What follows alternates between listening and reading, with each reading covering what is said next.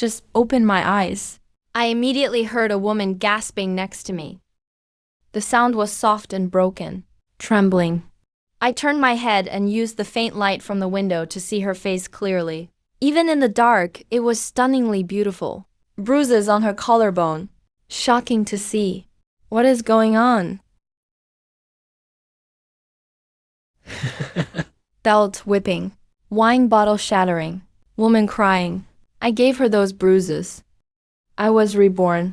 Reborn in the body of a man my own age. He was an alcoholic and an abuser. Lazy and jobless. I am Chen Zuosheng, once a business legend worth billions. Now I woke up as the head of this wrecked family. A useless gambling addict who beats his wife. You're awake? Can't sleep, can you? I'll go get you a cup of tea. No need, you go to sleep. I tried to soften my voice. But she reacted like a startled rabbit. Just seeing her walk barefoot on the cold cement floor. When she got to the door, she instinctively turned back, but not to look at me. She looked at her daughter in the corner. That look Su Meng gave her daughter. Something in her eyes. Even for someone like me used to all kinds of business games. It felt like my heart was brutally gripped. I've closed billion-yuan deals in my past life, met world leaders, slept with countless women who threw themselves at me. I thought I'd seen it all. But I'd never seen a woman like this, wounded like that. Yet the first thing she did when she woke up was be extra cautious, afraid of waking the man that hurt her. The second thing was checking if her daughter slept well. I sat up and rubbed my temples. The memories kept flooding in. He gambled, and whenever he lost, he'd hit his wife. Shut up. You bitch! How dare you ruin my fun? The worst time he beat her. Su Meng was bedridden for 3 days. She still had to get up and make him food. He did nothing all day. Su Meng supported the whole family, selling fruit at the market. Earned 2,000 or 3,000 yuan a month, which he took to gamble with. Lost it all and kept demanding more. He didn't even care about his daughter. Qianchen had a fever of 39 degrees Celsius. He just answered on the phone at the poker table. I'm playing. Tell me if she dies. That was yesterday. Bro lost again. It's fine. Su Meng is your collateral. Say, how much do you think Su Meng is worth?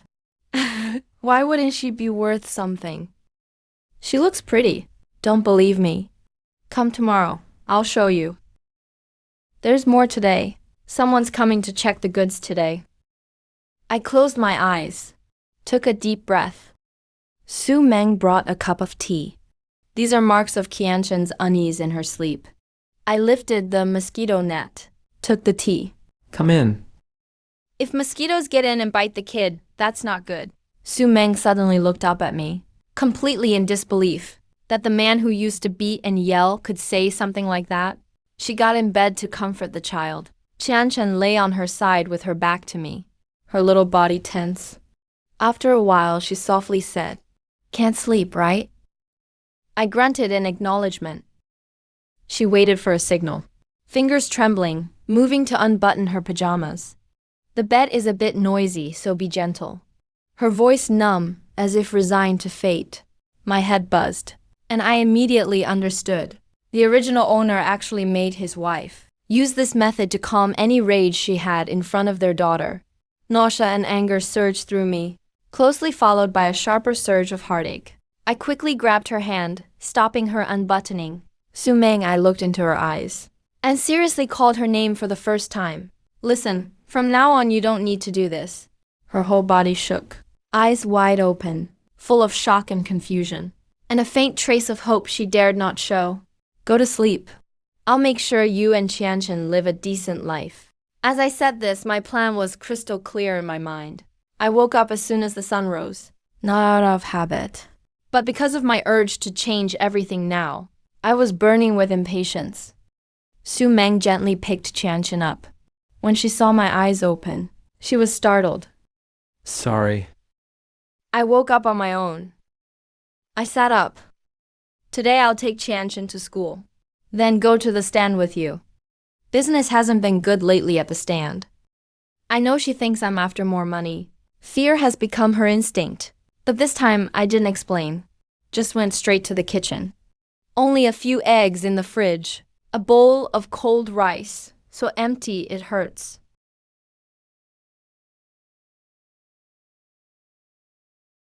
When 2 plates of golden, fragrant fried rice were put on the table, Su Meng and Qianchen stood by, like they were witnessing a miracle they couldn't understand.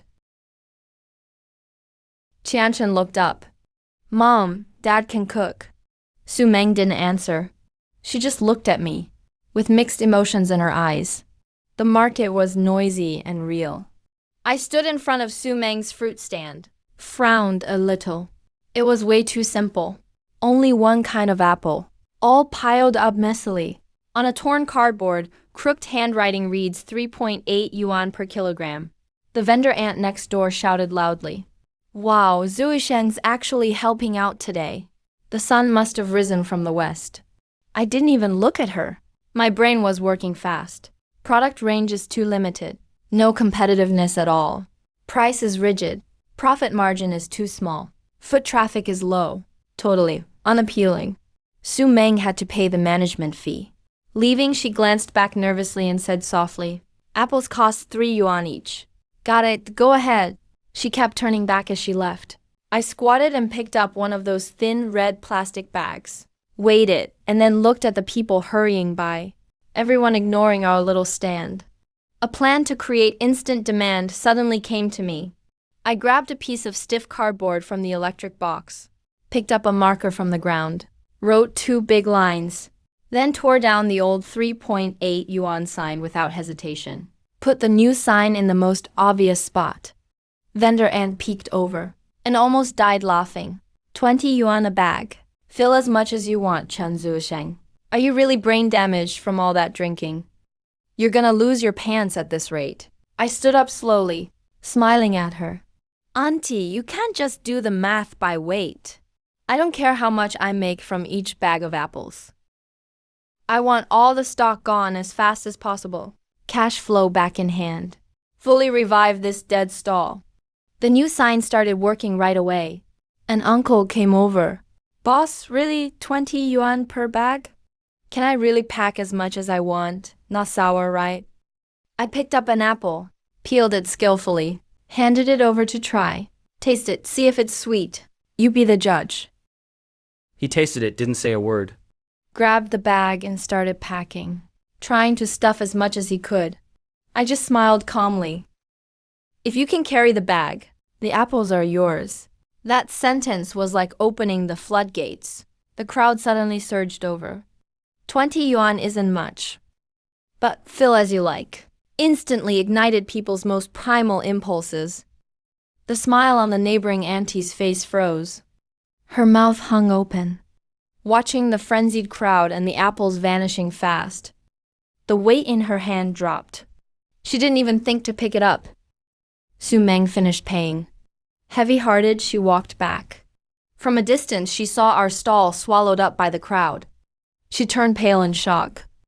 She thought I'd caused some kind of trouble again. She squeezed in with all her might. But what she saw left her stunned.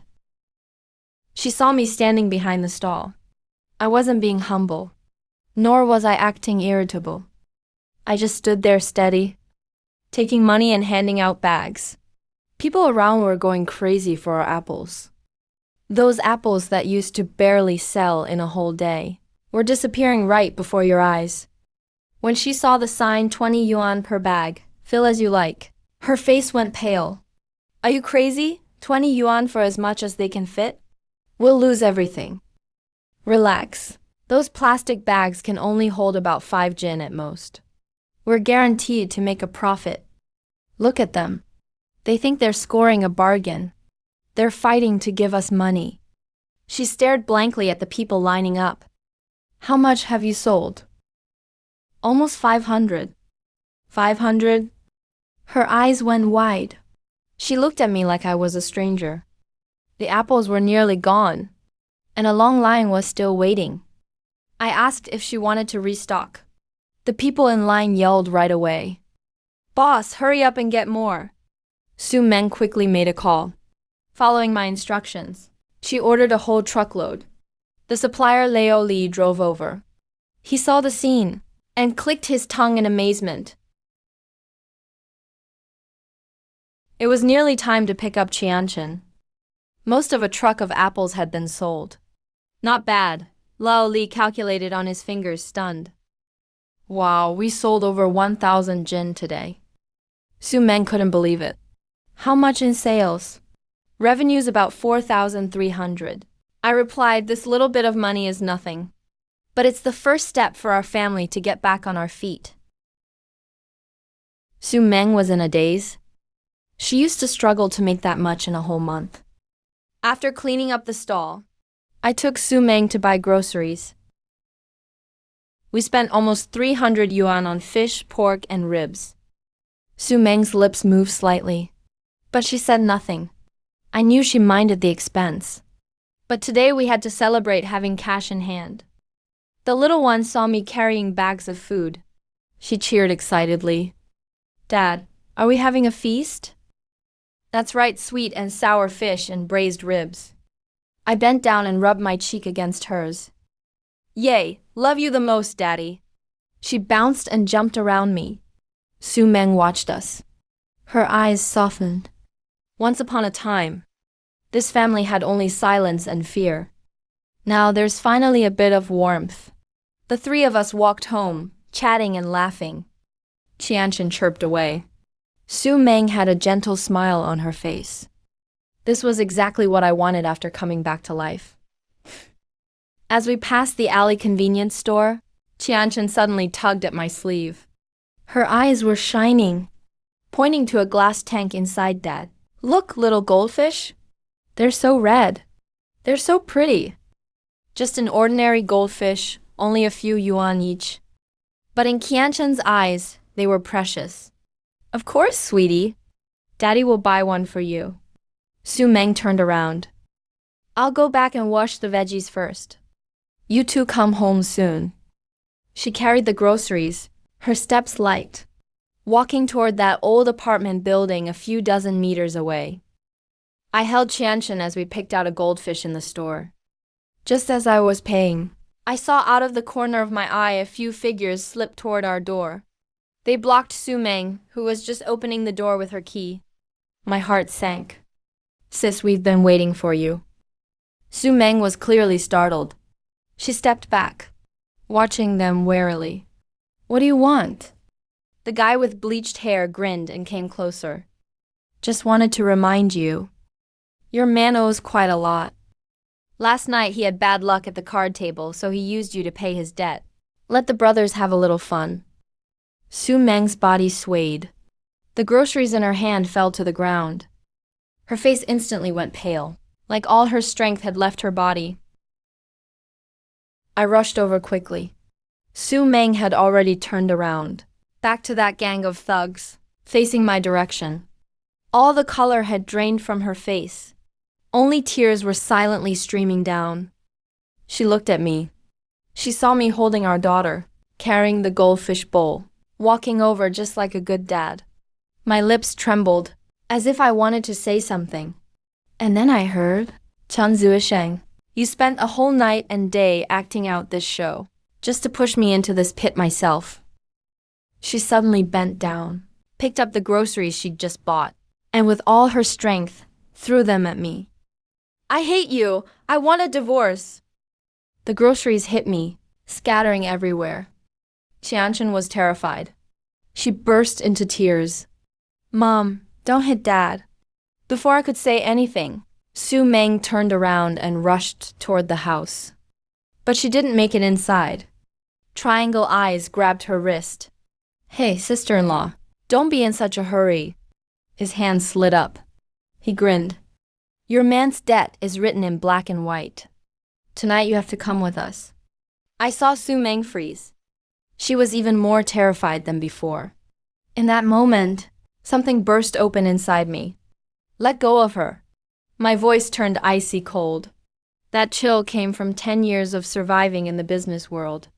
These thugs had never seen anything like it. I slapped Triangle Eyes across the face. He staggered back a few steps. Blood spattered from the corner of his mouth. He clutched his face. Stunned, they all froze. Take him out for me. He realized what was happening. He lunged at me like a madman. He swung his fist at me. I dodged to the side. I kicked him in the stomach. He screamed and went flying backward. He curled up on the ground and dry heaved. The other three cursed and charged at me. I moved quickly. Flat wrist, slam, elbow, knee strike. Fighting skills I learned in my previous life. Every move was aimed right at them. In less than a minute, all four were lying on the ground. I heard Qianchen behind me cheering, little fists in the air. Daddy, go beat up the bad guys. Su Meng didn't say anything. I walked over to the guy with the triangular eyes. I stepped on his chest, looking down at him. Listen up, gambling. From now on, my old debts are wiped out. If you dare show up again, I'll beat you every time. He was still talking tough. You don't pay your debts. We're calling the police. Call the police? I laughed. Organized gambling. What's the penalty for a huge gambling sum? Want me to tell you? I've got evidence on my phone. Want me to make the call for you? Their faces instantly turned pale. Sorry. Brother Chan, we were wrong. We'll get out of here right now. Wait. I stopped them. I looked back at Su Meng. He was still trembling. Apologized to my wife. Those guys looked miserable, but they still lowered their heads. Sorry, sister-in-law. Go. I kicked Triangular Eyes aside. They scrambled away as fast as they could. The world fell quiet. I turned around and looked at Su Meng. Tears were still on her face. Her body was still shaking. There was fear in her eyes when she looked at me. Doubt too, and deep hurt. A stabbing pain shot through my heart. I walked up to her, looking into her eyes. I spoke every word heavily. Su Meng, the old Chen Zuosheng, was a piece of trash. Everything he did, 1,000 deaths wouldn't be enough. I don't ask you to forgive me right away. I just ask for one more chance. I swear on my life. From now on, I, Chen Zuosheng, if I ever let you and Qianchen be wronged again, may I die a miserable death. Su Meng looked at me, big tears rolling down her cheeks. Her lips quivered.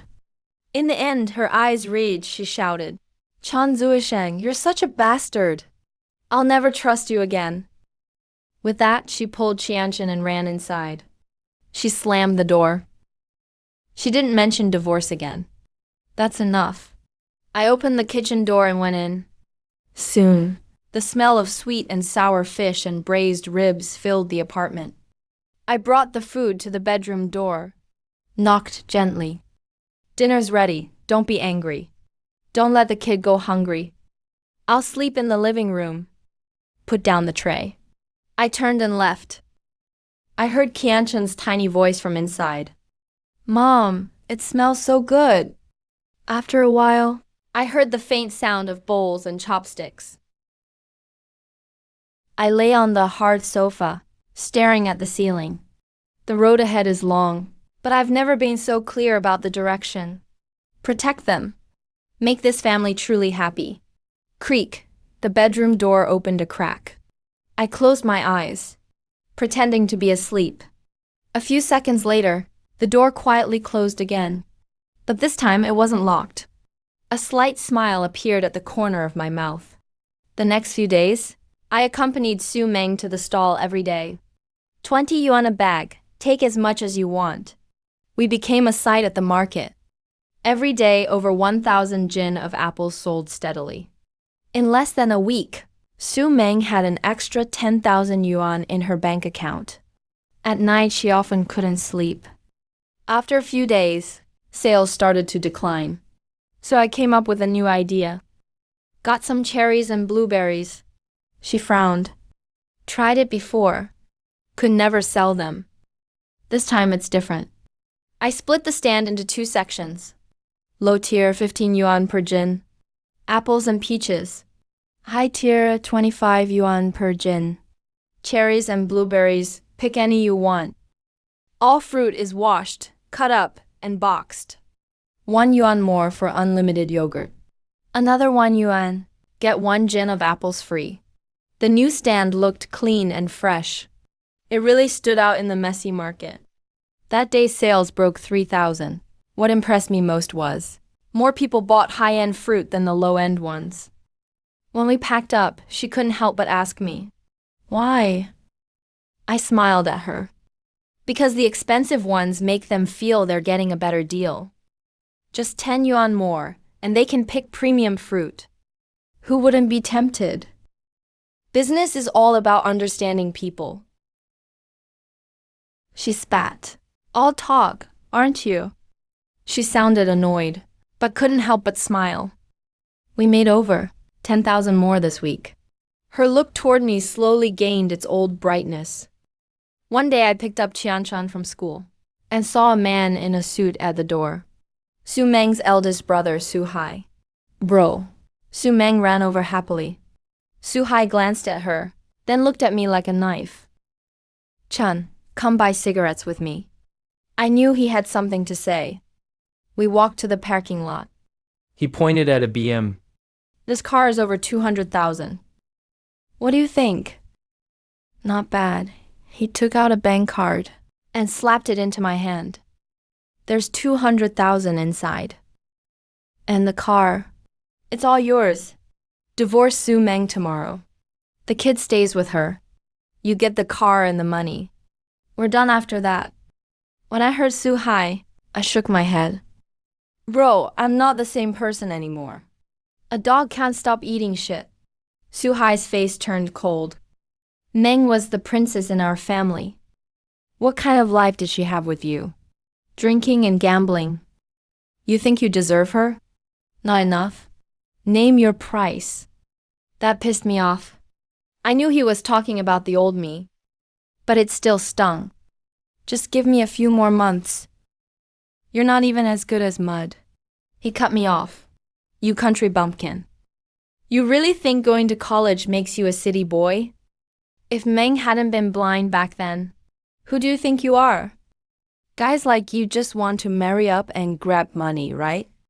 Marrying a pretty wife for face. You think you deserve it? I clenched my fist, but let it go slowly. Yeah, I come from the countryside. Sorry for embarrassing your family. I looked him in the eyes and said word by word, but don't try to buy me off with money. It won't work. In 3 months, I'll make 1 million myself. We can talk then. Su Hai was stunned. Then he snorted like he'd heard the biggest joke ever. Scoffed. I ignored him, turned and left. When I got home, Su Meng came to meet me, her eyes full of worry. Are you okay? I'm fine. My big brother was encouraging me. I lied with a smile. He didn't believe me, but didn't ask further. Su Hai stayed for dinner. At the table, he glanced around at the old furniture in the house. He frowned.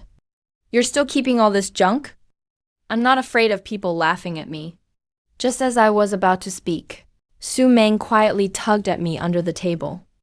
He whispered to Big Brother, Yusheng really changed lately. He helped me come up with a lot of ideas. And made some money. Su Hai snorted coldly and didn't respond. At that moment, his phone rang. He answered it. His expression changed instantly. What? Mr. Liu isn't satisfied with our marketing plan. Didn't we agree to finalize it today? The voice on the other end sounded urgent. I could vaguely hear it from the side. Mr. Liu looked at the plan. He said it's too old-fashioned. Things like enjoy life, collector's edition. He said clients nowadays don't buy that. In the last 3 hours, he wants to talk to you himself. If you can't revise it, the planning fee for this project will be deducted completely. Your position is on the line too. Su Hai quickly took out his laptop. He started communicating with the client humbly. The client requested to highlight the high-end positioning, but not appear to be too elitist. It needs cultural depth, but also appeal to younger people. I listened for a bit and glanced at his proposal. The whole approach was wrong. Luxury real estate isn't about selling houses. It's selling circles and resources. It's selling the future. I stayed quiet, turned and went back to the kitchen. When I came out again with the dishes, Suhai was gone. The laptop was still open, and the proposal was halfway done. Big brother went out to make a phone call. Su Meng looked worried. If this deal is lost, he might not even be able to keep his job. I heard this real estate project is their company's most important of the year. Qianchen suddenly lifted her little face. Dad, are you better than uncle? Unless you prove it to me. I smiled and sat down. Moved the mouse. Selected all of Suhai's unfinished proposal and deleted it. Are you crazy? Su Meng exclaimed. Didn't you save it? Saving won't help. His whole approach is wrong. I didn't explain. My fingers landed on the keyboard. Pretty soon, I got immersed in it. The new proposal started taking shape under my hands. Circle management logic, resource integration ideas, identity verification system, piece by piece coming together. When Suhai returned, he saw me sitting at his laptop. He exploded on the spot. Who told you to mess with my computer? He just wanted to help. Su Meng hardly explained. He doesn't know a thing about real estate marketing. Suhai rushed over, about to lose his temper, but suddenly froze. On the screen was a complete and organized marketing proposal. But the next second, his eyes turned red. Where's my original plan? Deleted. He was trembling all over. Do you know how many nights I stayed up for this? But just then, the phone rang. The submission deadline was up. He looked at the almost finished new plan on the screen. His face changed multiple times. Finally, he gritted his teeth and clicked send. Then glared at me. If this deal falls through, I'll have it out with you.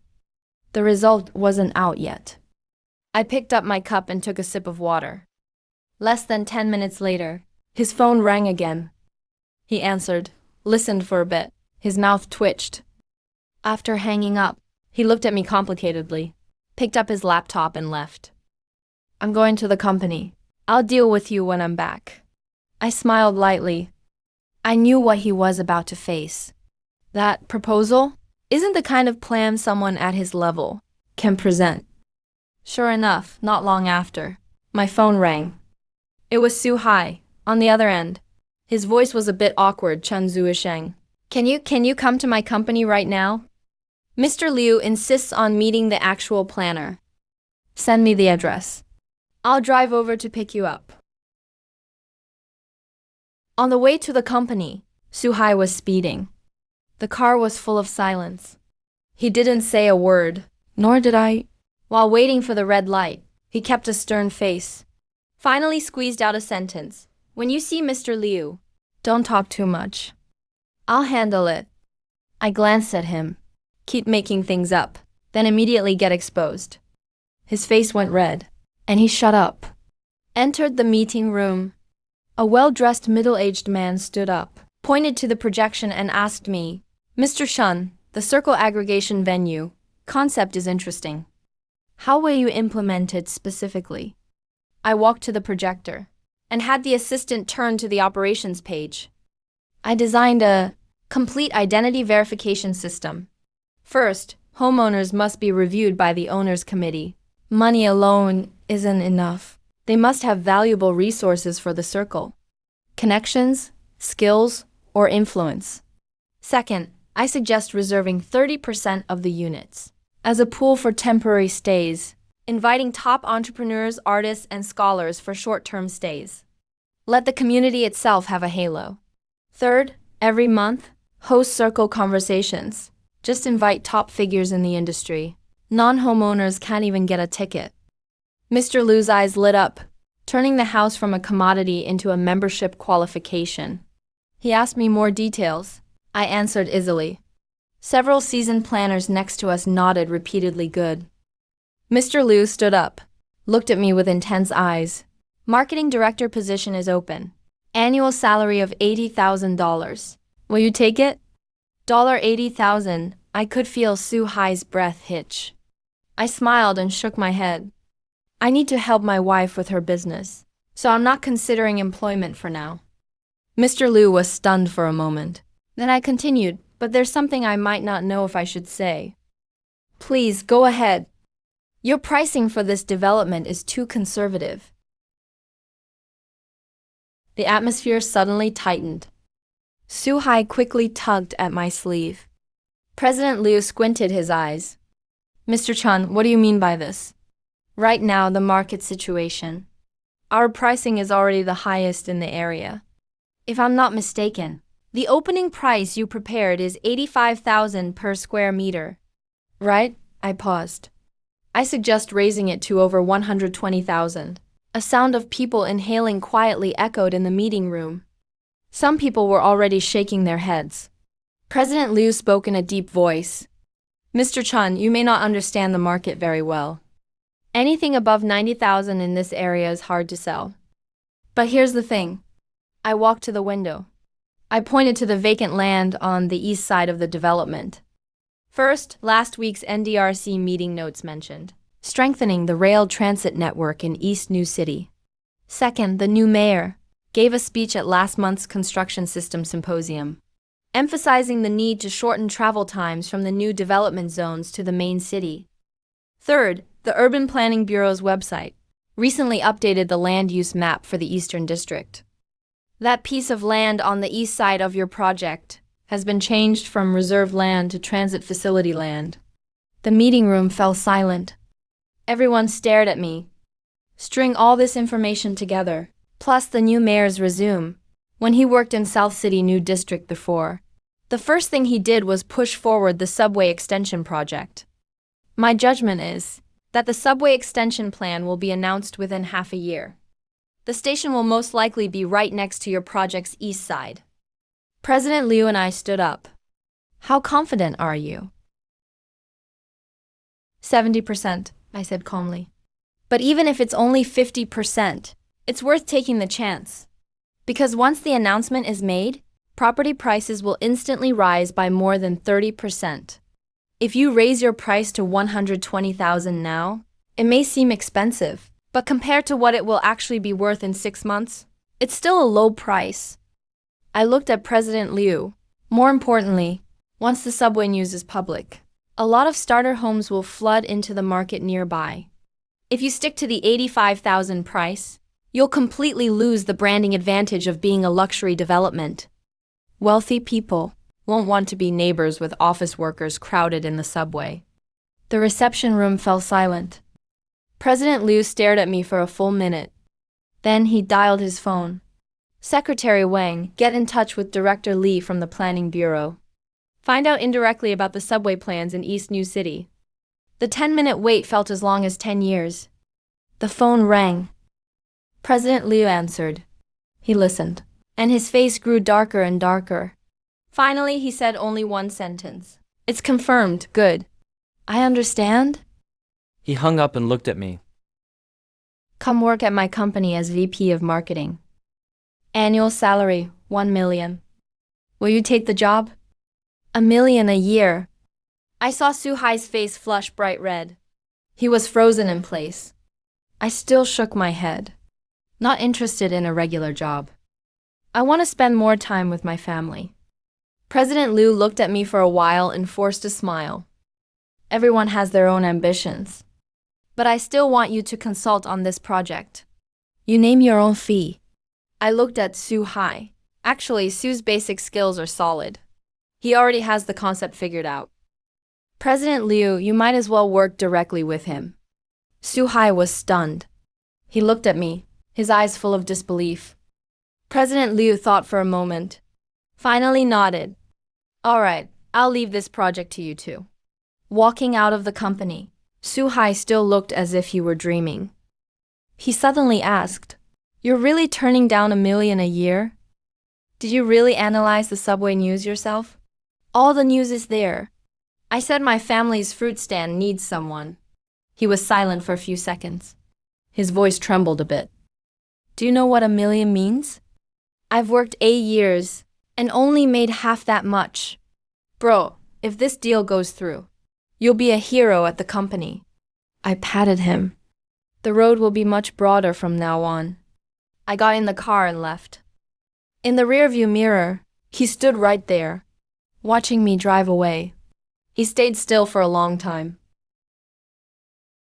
At dinner, Su-hai came again. I took the initiative to raise my glass. Tea instead of wine.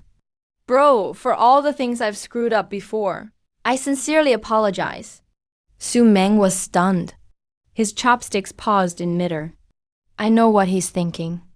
In the past, I was only drunk and reckless. When did I ever apologize? Su-hai turned his face away, a little uneasy. Su Meng glanced at him, then looked at me and suddenly spoke up. Brother, did you say something again? I smiled. Big bro just reminds me to stay motivated. Su Meng put down his chopsticks. He looked seriously at Su-hai. The person is my choice. The path is mine to walk. Whatever bitter fruit comes, I'll swallow it myself. If you truly care about me, stop saying things that make me uncomfortable. Under the lights, there was a stubbornness in his eyes. When he makes up his mind, there's no turning back. Su-hai raised his glass, drank it all in one go. He sighed and said nothing more, finished eating quickly and left. After he left, I turned around. Su Meng was watching me. You're really different today. How so? I can't put it into words. He tilted his head. Just feels like a really long nightmare finally woke up. Late at night, like always, I made my bed on the couch in the living room. Su Meng walked out of the bedroom with his blanket. He stopped at the doorway. He looked back at me. Are you addicted to sleeping on the couch? He pursed his lips and smiled, turned and went into the room. The door wasn't closed. Early the next morning, Su Meng took Qianshan to see the new kindergarten. I was at home checking accounts, planning the next steps. Close to noon, my phone suddenly rang. When I answered, it was Su Meng with a choked voice. There was background noise. Su Yishan, quick, come to the city hospital. Qianshan suddenly can't breathe. She's in the emergency room now.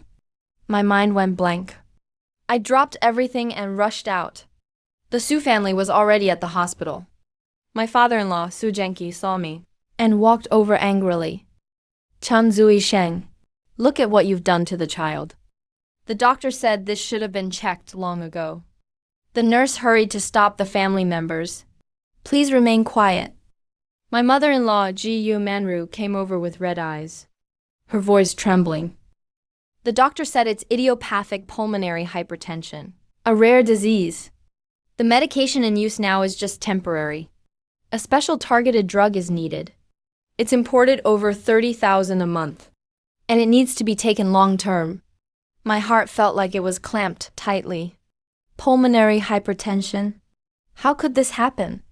Su Meng rushed into my arms, shaking all over from crying. The doctor said it's probably been there a while. The symptoms weren't obvious. It's all my fault for not paying attention. Sometimes he said he was tired. I thought he was just worn out from playing. Talking about it now doesn't help. Su Genki spoke coldly.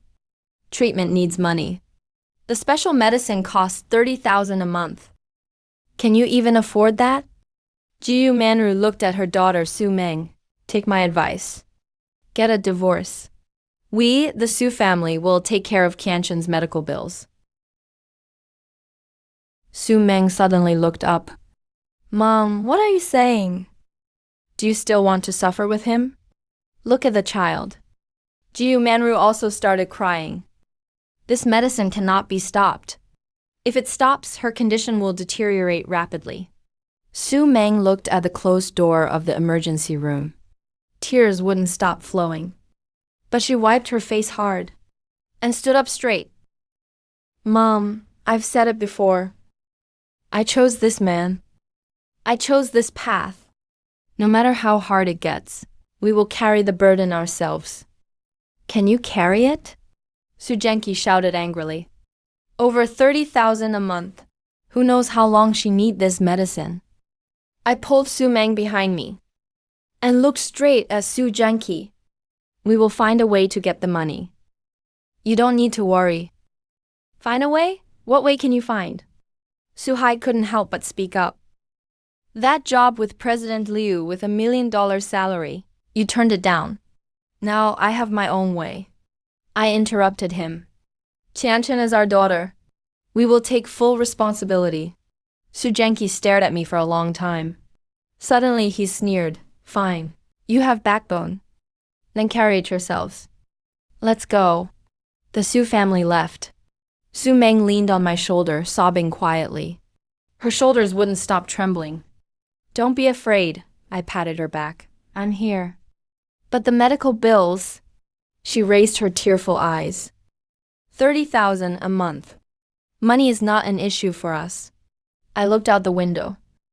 You take good care of Qianchen. Leave the rest to me. In front of the payment window, I looked at the bank card in my hand. Inside was the money we saved by working day and night, penny by penny. But I knew, to cure my daughter, this little bit of money was far from enough. In my previous life, I built $1 billion empire from nothing. In this life, for the sake of this family, I must earn enough money immediately. In the hospital corridor, I frantically searched my brain for any memory that could lead to quick money. Futures were too slow. Antiques were too risky. Gambling on stones required connections. Just then, an extremely obscure fragment of memory became clear. A virtual horse racing section of an underground gambling site had a prize advance loophole. Someone used it to siphon off over 2 million in 3 days. And the anomaly wasn't found until the site's reconciliation. The principle of the loophole wasn't complicated, but it required precise timing. To encourage betting, this website, when the virtual race reached the last 30 seconds, the system would, based on real-time odds, advance the potential winning prize and display it as the user's available balance. The key was, within these last 30 seconds, if the user used this virtual balance to place new bets on other matches about to end, the system would actually pass the verification. As long as the operation was handled correctly, one could use a small amount of real capital to leverage dozens of times the virtual funds for chain betting. When all matches were settled, as long as the final bet won, the profit would become real. Simply put, it's like betting $100 in a casino. The dealer sees you're about to win and pushes $1,000 in chips to you beforehand, saying this might be yours. You then immediately take those $1,000 in chips and bet at another table, and you win. The casino has no choice but to honor it. And I knew the specific operational window for this loophole, the trigger conditions, and the methods to bypass risk control. More importantly, at this point in time, the loophole is still unknown to anyone. I glanced at the hospital corridor clock. It was 2:20 p.m. I turned and walked quickly out of the inpatient department. There was an old internet cafe near the hospital, filled with smoke. I opened a computer in the furthest corner. What I logged into was a seemingly ordinary sports news website, but I knew the hidden entry. Through 3 layers of redirects, I finally entered a primitive interface, with only text and simple animations. Lucky horse racing. Virtual horse racing happens every 3 minutes. I took a deep breath. Step 1. Register a new account, using a randomly generated username. Step 2. Deposit funds. The site supported several discrete third-party payment channels. I chose a method of small, scattered deposits. 5 minutes later, the 5,000 yuan principal arrived. Account balance, 5,000.0. Time 2:40 p.m., the first virtual horse race begins. I bet 1,000 on horse no 3. Win odds, 2.5. The simulation reached the last 40 seconds. Horse no 3 caught up from 5th to 2nd place. At this moment, in the bottom right corner of the interface, my available balance suddenly flickered. It jumped from 4,000 to 5,500. It took the 1,000 yuan bet and pre-added the potential 1,500 yuan profit. But I didn't move. This was a normal display, not the loophole yet. The race ended. Horse no. 3-1 by a narrow margin. Real settled profit, 1,500. Account balance, 6,500. Second race at 2:45 p.m. I bet 2,000 on a forecast. Guessing the top two horses. Odds, 3.2. Last 30 seconds. The system showed the profit in advance again. My balance jumped from 4,500 to 11,400. 4,500 plus 2,000 times 3.2. Here comes the key. With 25 seconds left in the race, I quickly switched to another event about to end. Virtual football. On a small market, I bet the entire 11,400 balance that there would be a goal in the last 5 minutes. Odds, 1.8. The system passed the verification. Bet successful. The loophole indeed existed. It treated the pre-calculated profit as real available funds. My heart began to race. The horse race ended. The forecast won. Profit, 4,400. The football match ended in the 89th minute. A virtual player scored with a long shot. Profit, 20,520. The account balance instantly became 26,920. 5,000 minus 3,000 plus 4,400 plus 20,520. In less than 10 minutes, 5,000 became 27,000. But I didn't stop. I knew this loophole allowed for consecutive operations. As long as I timed every game's last 30-second window perfectly, I could snowball it and exponentially grow the virtual principal. Even if I lost, I'd just be losing. Virtual principal. Third round, fourth round. My hands moved swiftly across the keyboard and mouse. Eyes locked on 3 different game windows with separate countdowns. Every move had to be timed down to the second. At 3:21 p.m., I completed the final round. The final account balance on the screen, 726,800, 726,800, with just 5,000 yuan. I leveraged over 140 times returns in 1 hour. I leaned back in the chair, staring at the numbers on the screen. My palms were sweaty. Clicked withdrawal. The site notified me that large withdrawals require manual review. Funds will arrive within 2 hours.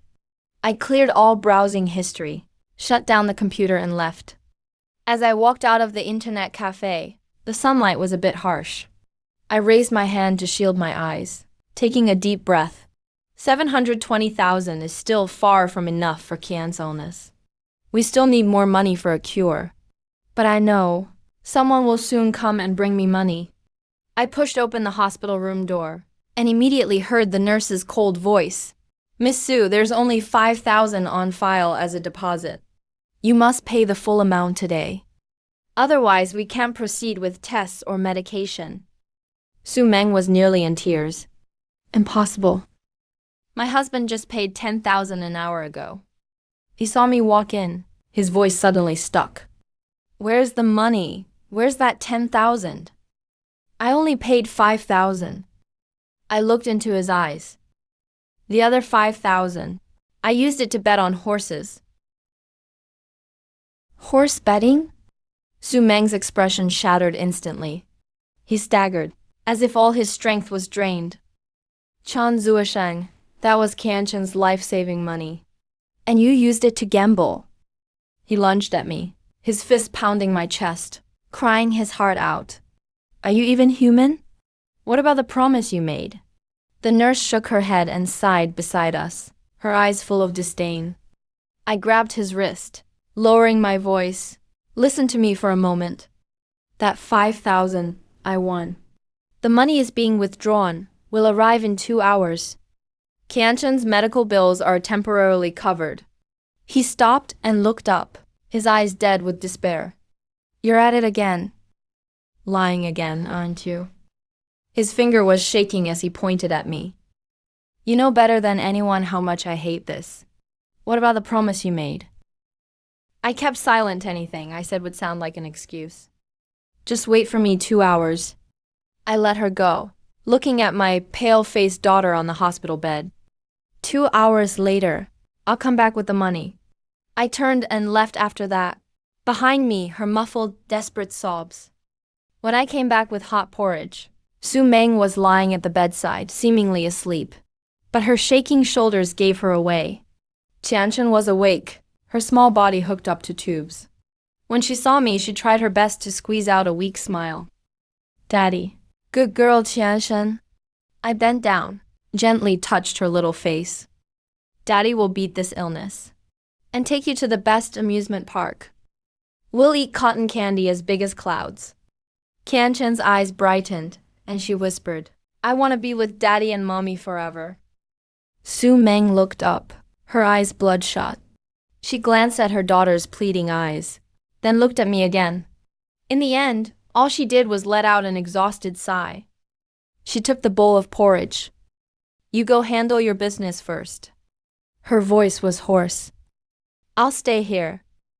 I knew this was the last bit of trust she was giving me.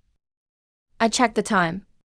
When I walked out of the hospital room, I didn't look back. Leaving the hospital, I was just about to go to the bank when a black Mercedes suddenly pulled up in front of me. The door opened, and two men in black suits with expressionless faces stepped out. Mr. Chen, Boss Jiu wants to see you. Please get in the car to chat. So efficient. I nodded. Got in, the car was spacious inside. A man in his 40s, wearing a tailored suit, sat across from me. His features weren't fierce. In fact, he looked rather refined. Jiu Weidong, in my previous life, I'd had plenty of dealings with him. Even worked with him before. Chan Zuosheng, he looked up at me. Quite the skilled hands you have. That crappy system of mine had 7 or 8 programmers watching it. Ran for 3 years without a hitch. Yet you poked a hole in it as soon as you logged in. Tell me, how did you find it? I leaned back in the seat, matching his gaze. Boss GU, aren't you running a gambling site? You afraid of people winning? If there's a system bug, that's your problem.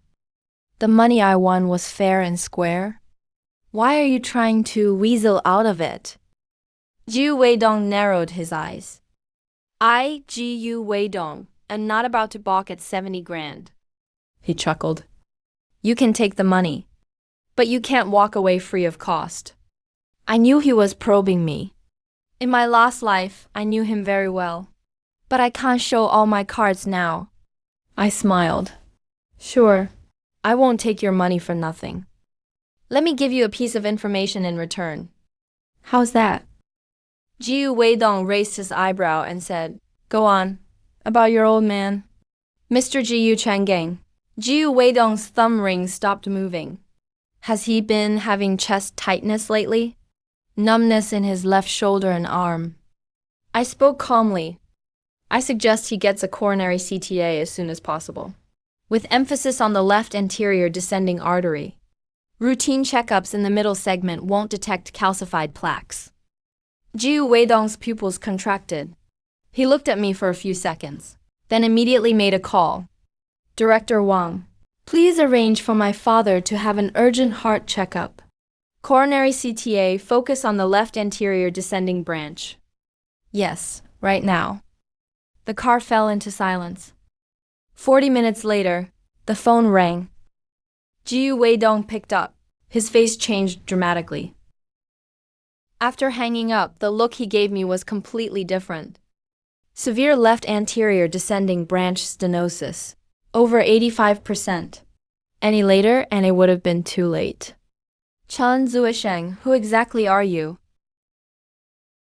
That doesn't matter. I looked straight at him. My money and my safety release my funds immediately on my turf. Jiu Weidong stared at me. No one will touch you. But I doubt you went through all this for just 70 grand. You're still holding something back, aren't you? Sharp as expected. Yes, there's one more thing. I looked into his eyes. About a woman you've been searching for over a decade, and a child by her side who probably doesn't even know you exist. Jiu Weidong abruptly sat up straight, all refinement gone, his eyes filled with shock. What did you say? She married a middle school teacher in Sukang, living a quiet life. I lowered my voice, and she has a daughter. 7th birthday, June 17th. Jiyu Weidong's face turned pale. His fingers trembled slightly. That date. That age. He understood what you wanted. His voice was hoarse. The 5 million info is yours. Kiang transferred the money immediately. Jiyu Weidong turned and gave instructions. 10 minutes later. The phone vibrated. Bank deposit notification. I sent him the detailed info I edited on my phone. The deal was done. I opened the car door. My daughter is in the hospital. She needs absolute quiet. Don't let any trouble come our way. Jiu Weidong nodded firmly. As for the hospital, I'll arrange the best resources. The car door closed. The Mercedes drove away. I stood in front of the hospital. There was already 5.72 million in my account. Enough to cover the owed medical bills. I gripped my phone tightly. Hurried into the hospital building. I rushed into the ward as fast as I could. I pushed the door open. Su Meng wasn't there. My father-in-law Su Zhenqi sat by the bed. His face was ashen. His own daughter is this sick. And you as a dad are off running around. I ignored him. Walked to the bed. Touched Qianshen's forehead. Softly asked, "Where's Mom?" Sighed, "She went to run errands. Told me to watch over her." Su Zhenqi snorted coldly. "You two, husband and wife, are both fast at running away. Gone for hours." My heart suddenly sank. Su Meng would never leave Qianshen at a time like this. For hours. I immediately called her. No answer. Su Zhenqi sensed something was wrong too. Why isn't Meng Meng answering? Just then, a cleaning lady's angry voice came from the hallway. These heartless people again.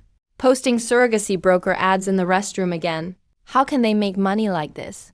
A horrifying thought about surrogacy suddenly rushed in. Su Meng wouldn't? She wouldn't be that foolish. But the next second, I remembered her red eyes and stubborn look. She really would. I turned and rushed out of the ward. Where are you going? The hospital is pushing for medical bills. Su Zhenqi shouted from behind. I've paid the bills. You, stay with her. Thanks. I ran straight to the women's restroom, ignoring the screams inside. Pushed open each stall one by one. The third one. A crooked phone number and high-paying surrogate ad on the wall. Prepay 300,000. I dialed immediately. I want to find a surrogate. I lowered my voice, tone cold and hard. Need a child urgently. Money isn't the problem. The woman on the other side was cautious. Sir, you dialed the wrong number. Stop pretending. I sneered. My wife can't have children. I want a boy. Best if I can choose the gender. A few seconds of silence. The person on the other side warmed up. Boss, you're really plugged in. We can do it. But the price. Money isn't a problem. I interrupted, but I want to choose the person. No one who has done surrogacy before. Brand new only. Never given birth, preferably. Not too old. Healthy and good genes. All new, none available now. The other side hesitated. Really none. I raised my tone. The other person was clearly surprised. How did you know? I have my connections. I said coldly, give me the address. I'll come over now. I'm willing to pay double if satisfied. Double. Their voice changed. Boss, are you serious? I'm in a hurry. I glanced at my watch. I'll be there in 20 minutes. Hold the new girl for me. If you've already signed the contract and started the process, then forget about this deal. No official contract yet. Just preliminary checkups. Boss, you come. We'll wait for you. Hung up the phone. I rushed out of the hospital. Flagged down a cab. Driver, please get to this place quickly. At the same time, I called the police. Quietly reported that address. Said someone was suspected of illegal surrogacy. 20 minutes later, I was standing in a rundown urban village. Found an old building with a housekeeper service sign. Went straight to the 3rd floor. The door opened a crack. A middle-aged woman with heavy makeup looked me up and down. You're the boss, right? Where is she? I headed straight inside. In the lounge. The woman followed with a flattering smile. This girl's condition is quite good. She's 28, has a daughter. Natural birth and healthy. Needs money urgently, price can be negotiated. I pushed the door open. Su Meng was sitting on the old sofa. both hands clutching the edge of her clothes tightly. When she saw me enter, her eyes widened sharply. She was completely frozen. It's her. I looked her up and down expressionlessly, like inspecting a product. Stand up and turn around. When she stood up, there was even a trace of panic on her face. Boss, what do you think? The woman asked obsequiously. Looks and figure are both good. She's got a bachelor's degree. I walked up to Su Meng, looking at her face. She's so thin, can she even have a son? As for whether it's a boy or a girl, we can't guarantee it 100%. But we can do screenings. The woman hurried to explain. I need to make sure it's a boy. I said coldly, I can pay more. But if it's a girl, you'll take full responsibility. Boss, that's too big of a risk. High risk means high reward. I turned and stared at the woman. I'll take this one. Name your price, and let's sign the contract now. I'm taking her right now. Right now. The woman froze. Boss, this process. I'm in a hurry. I pulled a bank card from my pocket. Money's not an issue. But I'm taking her with me now. The middle-aged woman rolled her eyes. Boss, that's not how things are done. If you take her and something goes wrong, then bring the person who can make decisions. I stared at her. Or are you saying you can't make the call at all? The woman's expression changed. Boss, please wait a moment. She walked out of the room, shutting the door behind her. As soon as the door closed, Su Meng lunged and grabbed my arm. Are you crazy? Let's go. Let's go together. I squeezed her hand. Trust me. Footsteps sounded outside the door. The door was pushed open. The middle-aged woman returned. Two strong men followed behind her. And a man in a suit, wearing gold-rimmed glasses. Boss, this is our General Manager Chun. General Manager Chun sized me up. I heard you want to take her away urgently. Just name your price. 800,000, all inclusive. Guaranteeing a boy. You can put down a deposit of 500,000. I'll transfer the money right now. I'll take her and pay the rest after the pregnancy is confirmed. General Manager Chun laughed. Boss, that's not how it works. You have to pay the full amount right now, and we'll send her to the location you specify. He adjusted his glasses. There was a ruthlessness in his smile. Otherwise, you might not be able to get out of here. I narrowed my eyes. My money isn't so easy to steal. That depends on whether you can walk out that door. General Manager Chun gave a signal with his eyes. The two thugs stepped closer. Just then, the faint sound of police sirens came from downstairs. Chun's expression changed instantly. You called the police? Why would I call the police? I sneered. But it looks like your business isn't so clean. The sirens were getting closer. There was commotion downstairs. Chun cursed. Get rid of him. Go out the back door. The two strong men lunged at me, one on each side. I shoved Su Meng hard into the corner, grabbed a chair and smashed it at the man on the left. Bang! The wooden chair broke on his shoulder. He grunted. His movement slowed. But the guy on the right already had his fist whistling through the air, aiming for my temple. I quickly moved to the side. His fist grazed my cheekbone. It burned with pain. I had barely steadied myself when a flash of cold light appeared. He actually pulled out a switchblade and stabbed straight at Su Meng. Ah! Su Meng's scream exploded in my ear. In a split second, I dove forward, blocking Su Meng. The dull sound of a blade piercing flesh and searing pain instantly erupted. My left shoulder went cold, then turned into burning pain. The thug hadn't expected me to run into the blade. He froze for an instant, but in that instant, I grabbed his knife hand with my right and slammed my forehead into his nose. Crack! The sound of his nose breaking mixed with his scream. He let go of the handle and staggered back. Police, don't move! Everyone get on the ground. In that brief moment, the police had already charged upstairs. I pressed my bleeding left shoulder, shielding Su Meng, raised my right hand. Officer, we're the victims. Chun was still trying to struggle on the ground, but the police pinned him down hard. A young officer saw me covered in blood and immediately spoke into his radio. Someone's injured here. We need an ambulance. Su Meng rushed over, her hands shaking as she pressed around my wound. Big tears kept falling. Her voice broke. You're bleeding. So much blood. I leaned against the wall and forced a smile at her. Using my uninjured hand, I gently touched her face.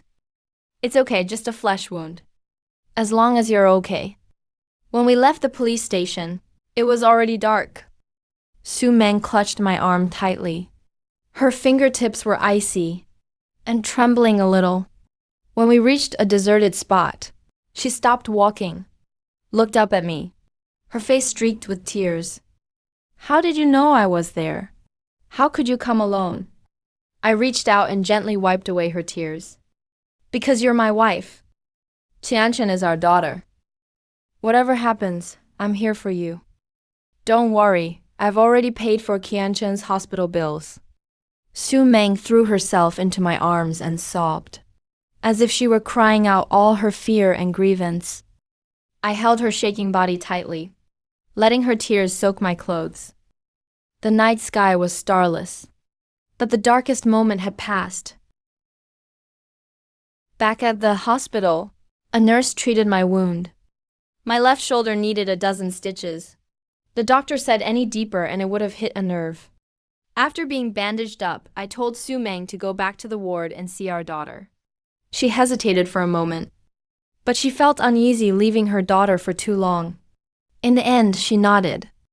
I sat on a chair in the treatment room to catch my breath. Just as I was about to get up, my phone rang. It was a bank notification. Jiu Weidong transferred more money again, saying it was medical aid for Qianchen. I glanced at it. The amount was enough.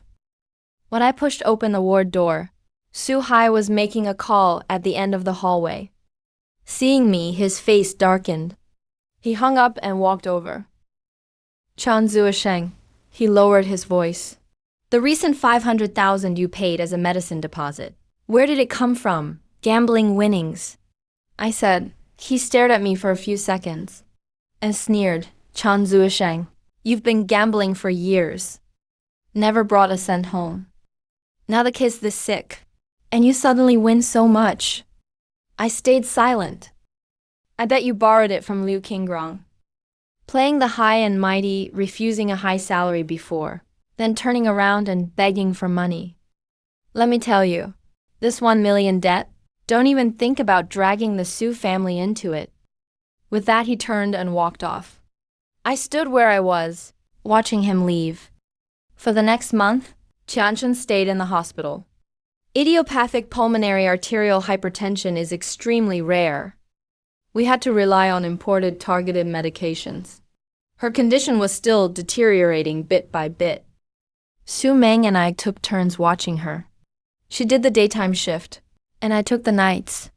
Whenever I was tired, I'd nap on the chair in the hallway. Whenever we were hungry, we just ate the cheapest box meals from the hospital cafeteria. The Su family never showed up again. I knew Su Meng was hurting inside, but he never said a word. Sometimes, though, he'd wake up in the middle of the night. I'd see him leaning over the side of the bed, staring off while holding Qianchen's little hand. A month later, the Su family finally came. The doctor was examining Qianchen. After the checkup, the doctor told us the current medication could only slow down the disease's progression, but not reverse it. In the long run, the burden on the child's heart and lungs would only get heavier. After Su Zhenqi heard this, the first thing he asked about was money. That 500,000 is almost gone, right? Su Hai's tone was cold. Figured out how you're going to pay it back yet? The money wasn't borrowed, Su Meng said. It wasn't borrowed. Jiu Manru cut in. So what, money just fell from the sky? Su Zhenqi pointed at me in front of everyone and started cursing. You're full of lies. My daughter and granddaughter ended up like this because of you. I held back my anger, Dad. Keep your voice down. Don't disturb the child. Do you even deserve to call me Dad? Just then, the ward door was pushed open. The doctor walked in with several specialists. We have some news. The doctor looked at us. A team of top heart and lung specialists from abroad will soon be conducting advanced interventions in China with a joint gene-targeted therapy plan. By rebuilding the pulmonary microcirculation and using precise targeted control, there's a chance to fundamentally reverse the disease. He paused. Qianshen's indicators all meet the requirements. Su Meng suddenly grabbed my hand tightly. Her eyes turned red. But treatment has to be started right away. The initial fee is 1 million yuan. I turned and left the ward. At the end of the hallway, I called Jiu Weidong. Don't worry about the money anymore, he said. I brought Professor Robert all the way from Zurich just for this. He checked on your daughter and said her condition was better than expected. The operation is going to have an excellent outcome. Thank you. If anyone should thank someone, it's me. He paused again. Both mother and daughter found Mr. Chen. I'll remember how you helped us. Then he hung up. I went back to the payment window. By the time I returned to the ward door, I heard Su Zhenqi's voice inside. See? The moment money's needed, he runs off. Meng, as long as you get a divorce, the Su family will pay for this. Su Meng's voice was quiet but steady. Dad, Mom, brother, thank you for your kindness. But we really don't need it. Drunken Life already paid another 1 million deposit the day before yesterday. The ward fell silent for a few seconds. A nurse came in to prepare for surgery. As she walked in, she casually said, "The child's father just paid another 1 million. This will be for follow-up treatment, and the special fees for imported targeted drugs." I stood at the door, watching Su Zhenqi, Jiu Manru, and Su Hai, all frozen in place. The red light outside the OR was on. Su Meng leaned against my shoulder, her body trembling slightly. I held her hand. Professor Robert is an authority in pulmonary hypertension. He's done 27 cases like this one. Every single one was successful. Su Hai walked over with a stern face. Chan Zuisheng, how much did you borrow from President Liu exactly? I looked him in the eye. That's none of your business. Even if the Su family sells their house, 2 million isn't enough. He turned to Su Meng. Little sis, just tell the truth. Su Meng was just about to speak when Su Zhenqi rushed over, pointed at my nose. Anytime you ask him, he just lies and gambles. He turned to Su Meng and said, Meng, Dad has 1 million in the bank right now. As long as you agree to the divorce, I'll transfer the money to you right now. But first thing tomorrow morning, I'm putting that money into Director Zhou's senior care investment project. Jiu Manru explained from the side. The annualized return is at least 30%. It's an insider opportunity in the government retirees circle. The contract is for 10 years. After 10 years, we get the house back just as it was, plus the investment returns. Director Zhou said, this is a national pilot program. Slots are really limited. We figured, this way the money makes more money, and it'll all be yours in the end. I looked at Su Zhenqi, Dad.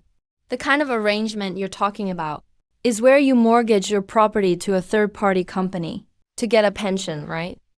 Su Zhenqi froze, then looked dismissive. A top official gave his personal guarantee.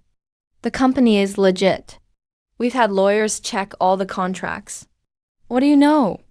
This is a new type of scam that's popped up in the past couple of years. These so-called professional companies are usually just shells, with barely any registered capital. Sure, they pay out the pension on time for a few months. But by the time you realize, both your house and your money are gone. Director Zhou either got scammed too, or I didn't finish my sentence. That's bullshit. Su Zhenqi lost it. We've spent a lifetime building relationships and connections. And who are you, a gambler, to judge us? It's a black and white contract. Would the state just let this slide? You're just jealous. Dad. Su Meng suddenly stood up. Her voice was shaking. Take your project and leave. We don't want your money. No matter what happens to Qianchen, I'll handle it myself. Su Zhenqi's face turned ash gray. He pointed at his daughter, but couldn't say a word for a long while. Finally, he swung his hand angrily. Fine, don't come crying later. Jiu Manru sighed, eyes red. Su Hai looked like he wanted to say something but stopped. The whole family turned and left. Suddenly, the area in front of the OR was quiet. Su Meng collapsed onto the bench, her tears falling silently. I gently held her shoulders. 4 hours later, the surgery light went out. The attending physician came out, with a smile on his face. The operation was a huge success. The child needs to stay in the for 48 hours. But her outlook is very optimistic. Su Meng's legs gave out, and I caught her just in time. She covered her face, tears streaming through her fingers. But this time, they were tears of joy. 2 months later, Qianchen met the requirements to be discharged. The little girl's cheeks were so much rosier. Even though she still needs regular medication and checkups, she can hop and jump around again. To celebrate her new life, we booked a table at a fancy new steakhouse. While in the hospital, I promised my daughter that once she got better, I'd take her to eat the best steak. The steakhouse was elegant and stylish. Qianchen swung her little feet excitedly in her seat. Su Meng helped her arrange her napkin. After all the food was served, I was just about to cut the steak when a well-dressed young man walked down the aisle. He glanced over casually, then his gaze landed on Su Meng. He suddenly stopped. Su Meng, his face showed surprise, and then switched to a playful smile. He walked a few steps closer, looking over at me and Qianchen, and pausing particularly for a moment on Qianchen. Finally, his eyes returned to Su Meng. I heard you got married. Su Meng's finger tensed up slightly. This person's name is Jufeng. Su Meng's parents highly recommended blind date match back then. Seeing him, Su Meng's body clearly tensed up. Jufeng. Su Meng's voice sounded a bit unnatural. What a coincidence. Jufeng turned toward me. He gave me a thorough once-over. The scrutinizing look was obvious. He extended his hand. Mr. Chan, right? Nice to meet you. Is this your child? All grown up now. I stood and shook her hand. She deliberately tightened her grip. I didn't move, just looked at her calmly. Since it's such a coincidence, do you mind if we join you? Jufeng said along with the flow. He turned to introduce a woman with exquisite makeup behind him. Hooping, this is my old friend Su Meng and her husband. Meng, this is my girlfriend He Hooping. She emphasized the words old friend and girlfriend a bit. She pronounced those words quite heavily. He Hooping's gaze quickly swept over Su Meng, and finally landed on Su Meng's outfit. A slight sense of superiority appeared on her face. She lifted her smile. Suji, right? What a coincidence. Let's sit together. Under the table, Su Meng gently squeezed my hand. I squeezed hers back, then smiled at He Hooping. Han Suji, you're too polite. You actually look more mature than my wife. He Hooping's face stiffened. Jufeng ordered a few pricey dishes, then looked at me. Mr. Chan, where are you working now? Today I'm trading. I just run a small business. My tone was calm. Small business is nice too. It's more free. Then turned to the waiter. Bring us a bottle of Merceau Dry White. 2015 vintage, let it breathe first. He finished naming the wine fluently. Then looked at Su Meng. Meng, I remember you didn't really drink before. But the white wine here goes perfectly with seafood. You can try a little. He Hooping immediately chimed in. Yeah, a Feng is so particular about food. This wine isn't cheap, right? She seemed to ask Jufeng, but her eyes glanced at Su Meng. Jufeng pretended to be casual. It's fine, as long as it matches today's dishes. The wine arrived quickly. The waiter followed serving etiquette, pouring a little wine into Jufeng's glass, and invited him to taste it. Jufeng swirled his glass, sniffed it, took a sip, savored it for a moment, then nodded. It's good. He exaggerated the whole process. The waiter was about to pour for everyone. I raised my hand to gently stop him, picked up Su Meng's glass, and told the waiter, please change this glass. This glass wasn't chilled long enough. It will affect the fruity and mineral flavor of Merceau, especially its relatively delicate body. The waiter was stunned for a moment, then quickly apologized and replaced the glass. I took the new glass, checked it carefully again, then signaled it was okay to pour the wine. Jufeng's composure started to slip. Su Meng looked at me in surprise.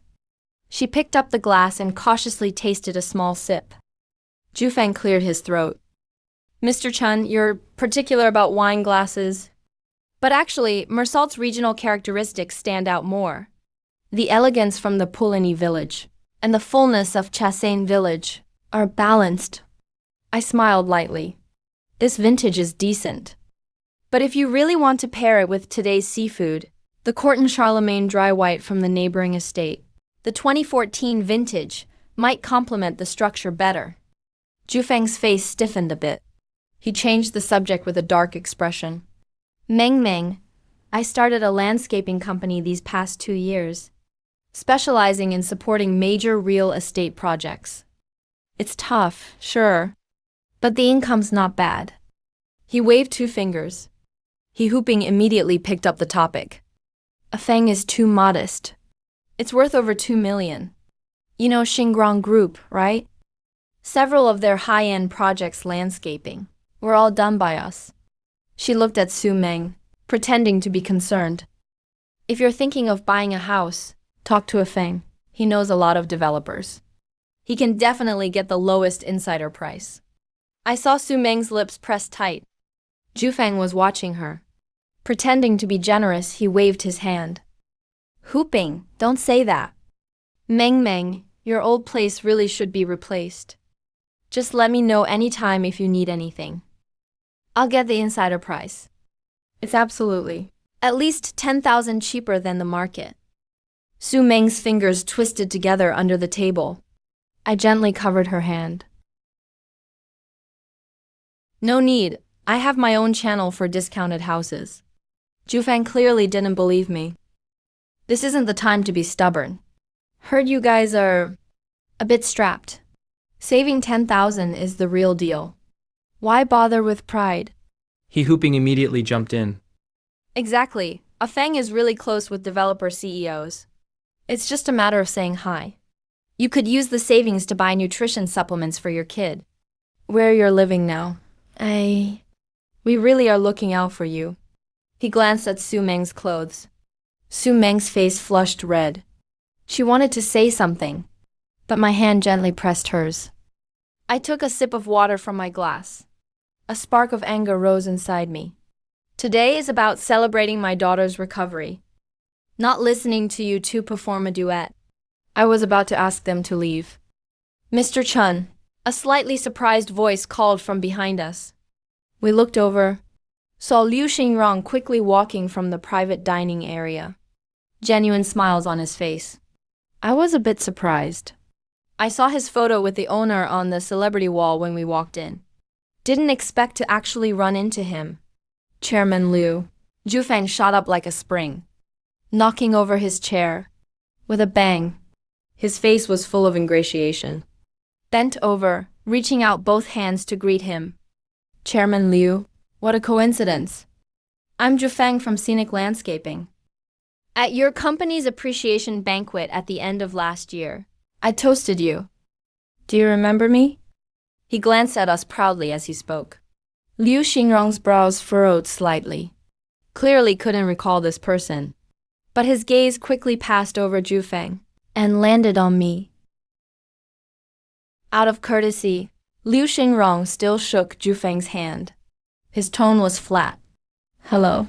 Just a light handshake. Jufeng acted like he'd just had Muay Thai. His cheeks flushed. He stood up even straighter. But Liu Xinrong quickly withdrew his hand, then walked around the frozen Zhufeng and reached out to me. Mr. Chen, what a coincidence. Since we last met, I've wanted to reach out to you, but worried I'd disturb you looking after your family. Running into you today is fate. I got up and shook his hand. Long time no see, Mr. Liu. I saw Zhufeng next to us with eyes wide open, frozen like he'd been struck by lightning. The ingratiating smile still stuck on his face, mixed with shock. His expression was indescribably comical. He Hooping didn't recognize Liu Xinrong. I just saw my boyfriend left out. And here I am, a fruit seller, chatting and laughing with this impressive man. He curled his lips. He spoke up, not too loud, not too soft. Wow, fruit sellers can talk real estate now? That's a first. As soon as he said that, the atmosphere instantly cooled. Liu Xingrong's smile disappeared. His sharp gaze swept toward He Hooping, then turned to me. His eyes were asking for an explanation. I let go of my hand. My tone was calm. They're old friends of my wife. We just happened to run into each other. They're pretty warm-hearted. When they heard we were buying a house, they insisted on telling us about the insider discounts at your development. Liu Xingrong is a sharp guy. He instantly got it. His smile returned, but now it was slicker and a bit cold. He looked at me. His voice was loud and clear. Hey bro, listen to what you're saying. He patted my arm. With our relationship, you're buying a house from me. Why bother talking about discounts? His gaze shifted to the stunned Zhufeng and He Hooping, still smiling, but his tone was a bit condescending. Hey bro, and your wife? And the little one? He looked lovingly at Tianchen. Whichever development or unit you like, just tell me directly. He waved his hand boldly. Absolutely. I'll give you a unit. His words exploded like thunder overhead. I saw Zhufeng's face drain of all color. His eyes nearly popped out. His mouth hung open, and he swayed. He Hooping was completely stunned. Looked at Liu Xingrong, then looked at me, and then saw her boyfriend looking totally lost. Mouth open, unable to speak. When Liu Xingrong brought us into the private room, the three senior executives inside were clearly surprised. Let me introduce. Liu Xingrong was in high spirits. Mr. Chan Zuosheng, my benefactor. The three executives stood up and nodded, but their eyes couldn't hide their confusion. A benefactor this young, and with his wife and daughter. Liu Xingrong personally poured me tea. Bro, thanks for your reminder last time. We raised the price at Quihutandi, just like you suggested. Profit jumped 30%. The board just decided. For the next 2 years, we're focusing entirely on that area. I put down my teacup. Calmly said Mr. Liu. The subway extension is confirmed. But Ninghai's focus for the next 5 years won't be on the east side. All three spoke up at once. Marketing Director Wang frowned. Mr. Chen, what do you mean by that? We've done detailed research. There's plenty of land reserve there, plus the benefit of the subway. It's definitely a value hotspot. Investment Director Zhou added. The city government's work report also mentioned. They want to develop the Eastern City Framework. Policy direction is very clear. Vice President Zhang didn't speak, but his eyes were full of doubt. Liu Xingrong leaned forward, waiting for my explanation. I met his gaze. You're all right, but you missed one decisive factor, anti-corruption. The private room fell silent. The new mayor came from the Nanshangnu area in the neighboring city, where last year saw a shake-up in personnel. His first act won't focus on interests. How does he establish authority? I tapped my finger on the table. Eastward expansion has too many plans. Land transfers, compensation for demolitions, project bidding, there's too much murky water. During this sensitive period, he won't go there. On the contrary, I said firmly, he will pick the direction with the least resistance and easiest results. I pointed southwest. Old city redevelopment, riverside expansion. The property rights there are complicated, so nobody dares meddle. There's existing infrastructure and riverside views. With just a little policy tilt, the value will go up immediately. But as for the East, I shook my head. It's a pressure cooker right now. Anyone who jumps in will get sealed by the anti-corruption lid. For 3 to 5 years, you won't be able to move at all. As I finished speaking, not a sound. As I finished speaking, not a sound. I saw the expressions of those 3 executives freeze on their faces. Liu Xingrong's hand holding the tea stopped mid-air. His eyes went from shocked to enlightened. He suddenly remembered at a dinner a few days ago. A leader casually mentioned, "Old city reform is also an option." I turned and met Su Meng's gaze, his eyes wide open, looking at me full of surprise. "Serious, really serious," Liu Xingrong murmured, then suddenly put down his teacup heavily. He got up abruptly. He walked around the table, picked up the teapot, personally refilled my cup. "Only thinking about economics, and not politics. That's reckless, Chen. You taught us a crucial lesson today." I saw the 3 executives all gasp. No one's ever seen Liu Xingrong so humble. "Liu, you're being too polite." I laughed and just said, "If I'm wrong, don't blame me." "Just saying." Liu Xingrong shook his head. "Every word is worth gold." "If not, then what's it worth?" "These words are worth billions." Liu Xingrong sat back down, eyes shining. "Bro, you've helped so much. I can't let it go unrewarded. Whatever I say outside counts. Whatever house you want, I'll give you a unit." Su Meng suddenly gripped my hand tightly under the table. "No need to just give." I shook my head. "I'll buy." "Which one do you want to buy?" "Pick any, I'll give you the lowest price." "No," I smiled. "I want a booth at Wanjihui Wholesale Market in the southeast, and a small unit next door at Wangxinjiuan. About 80 or 90 square meters will do." I saw everyone was stunned. That southeast area was built by the company just to use up remote land. The supporting facilities were thrown in, low grade, no profit at all. "Bro, are you kidding me?" Liu Xingrong frowned. "It's way too far out. I'll give you a big riverside unit at Genbi Coast." I still shook my head. "I sell fruit.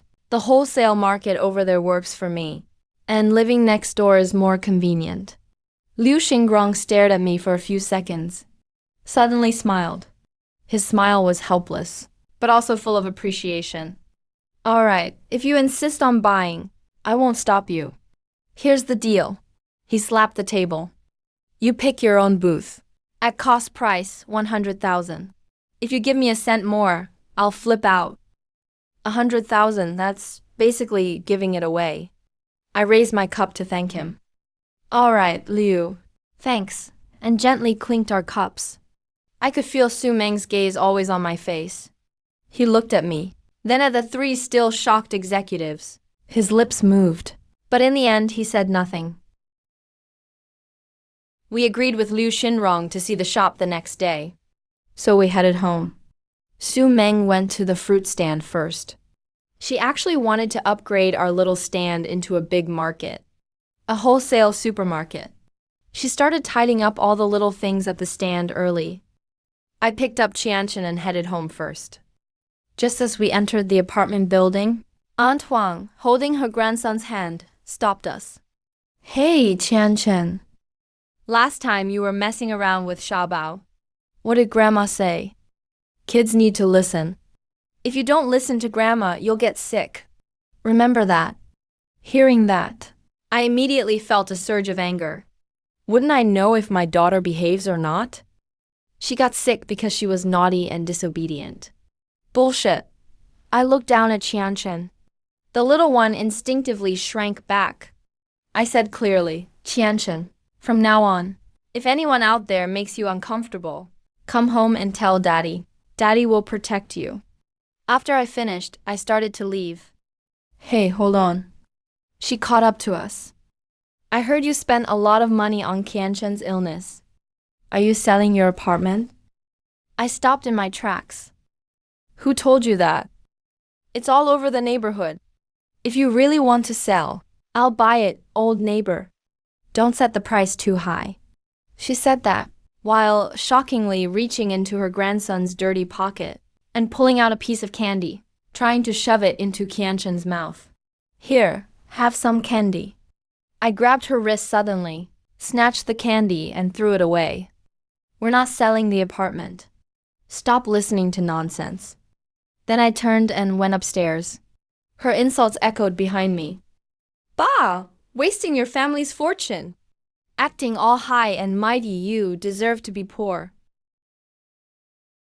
When Su Meng came back, as soon as she heard it was An Huang Wang, her expression darkened. She was known as the biggest gossip in the old compound. Ignore her. We didn't think much of it.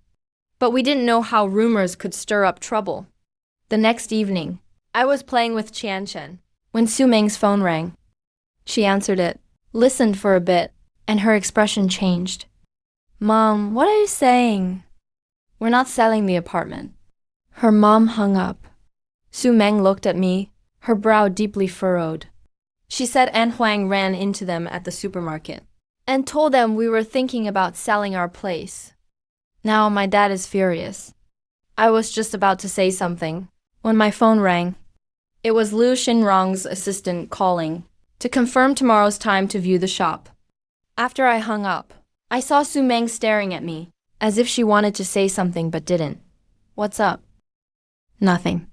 She shook her head, then added, My dad always gets fixated on things.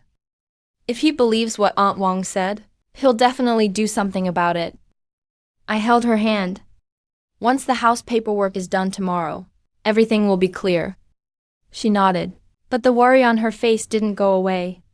What I didn't know was, right at that moment, Su Zhenqi was at home turning everything upside down looking for the property deed. He found it, clutching the dark red booklet tightly in his hand, with a vicious look in his eyes. Isn't he trying to get his hands on the apartment? Fine, I'll let him try. Jiu Manru stood to the side, her eyes red. Is old Su really going to do this? What if Ming Ming? Before she could finish, Su Zhenqi cut her off. He's obsessed right now. Once Chan Zuisheng tries for the apartment, the two of them will have nowhere to live. He stuffed the deed into his pocket, gritting his teeth. I'll take care of it tomorrow, just in case for retirement. Once I mortgage this place, they'll have nothing to do with this apartment. Unless Chan Zuisheng is gone, and Meng Meng agrees to divorce. Otherwise, they can forget about living here.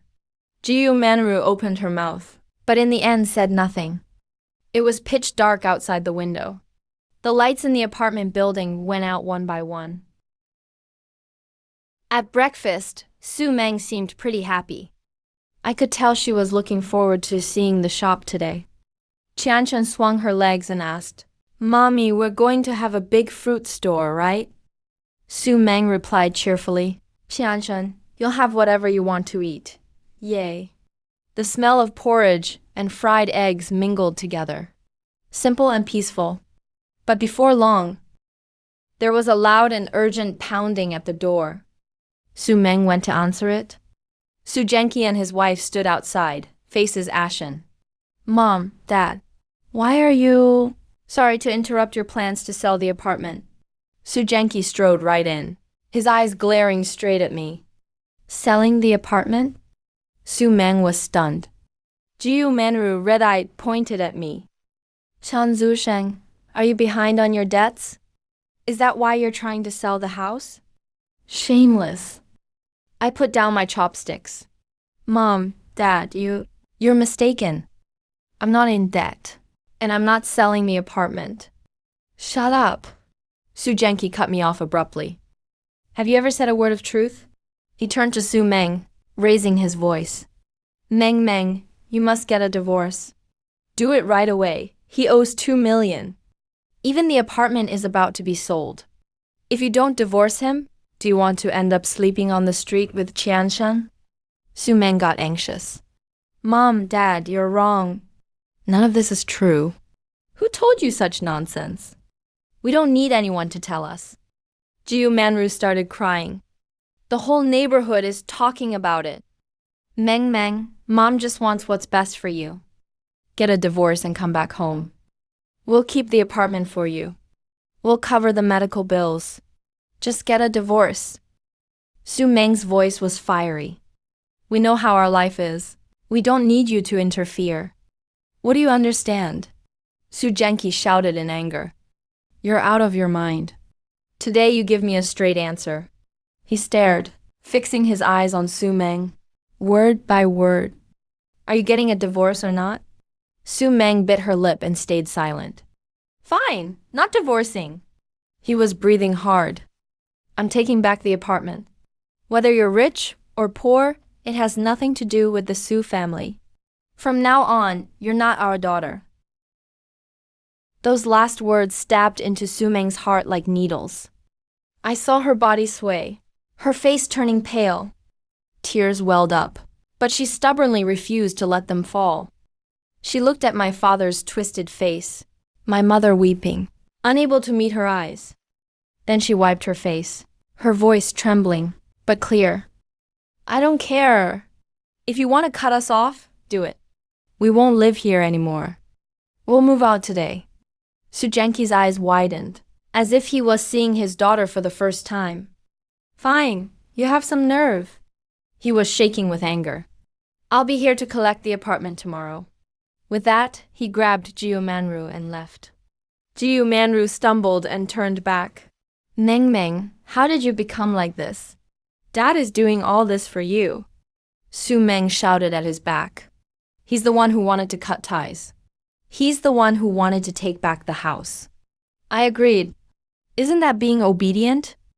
Aunt Jiu Manru looked unhappy. You just followed that Zheng guy and lost your mind. You don't even want your parents anymore. I might as well have never had you as a daughter. The door slammed shut for a few seconds. Su Meng rushed into my arms. Her suppressed sobs poured out. How could they say such things? She's trembling all over while crying.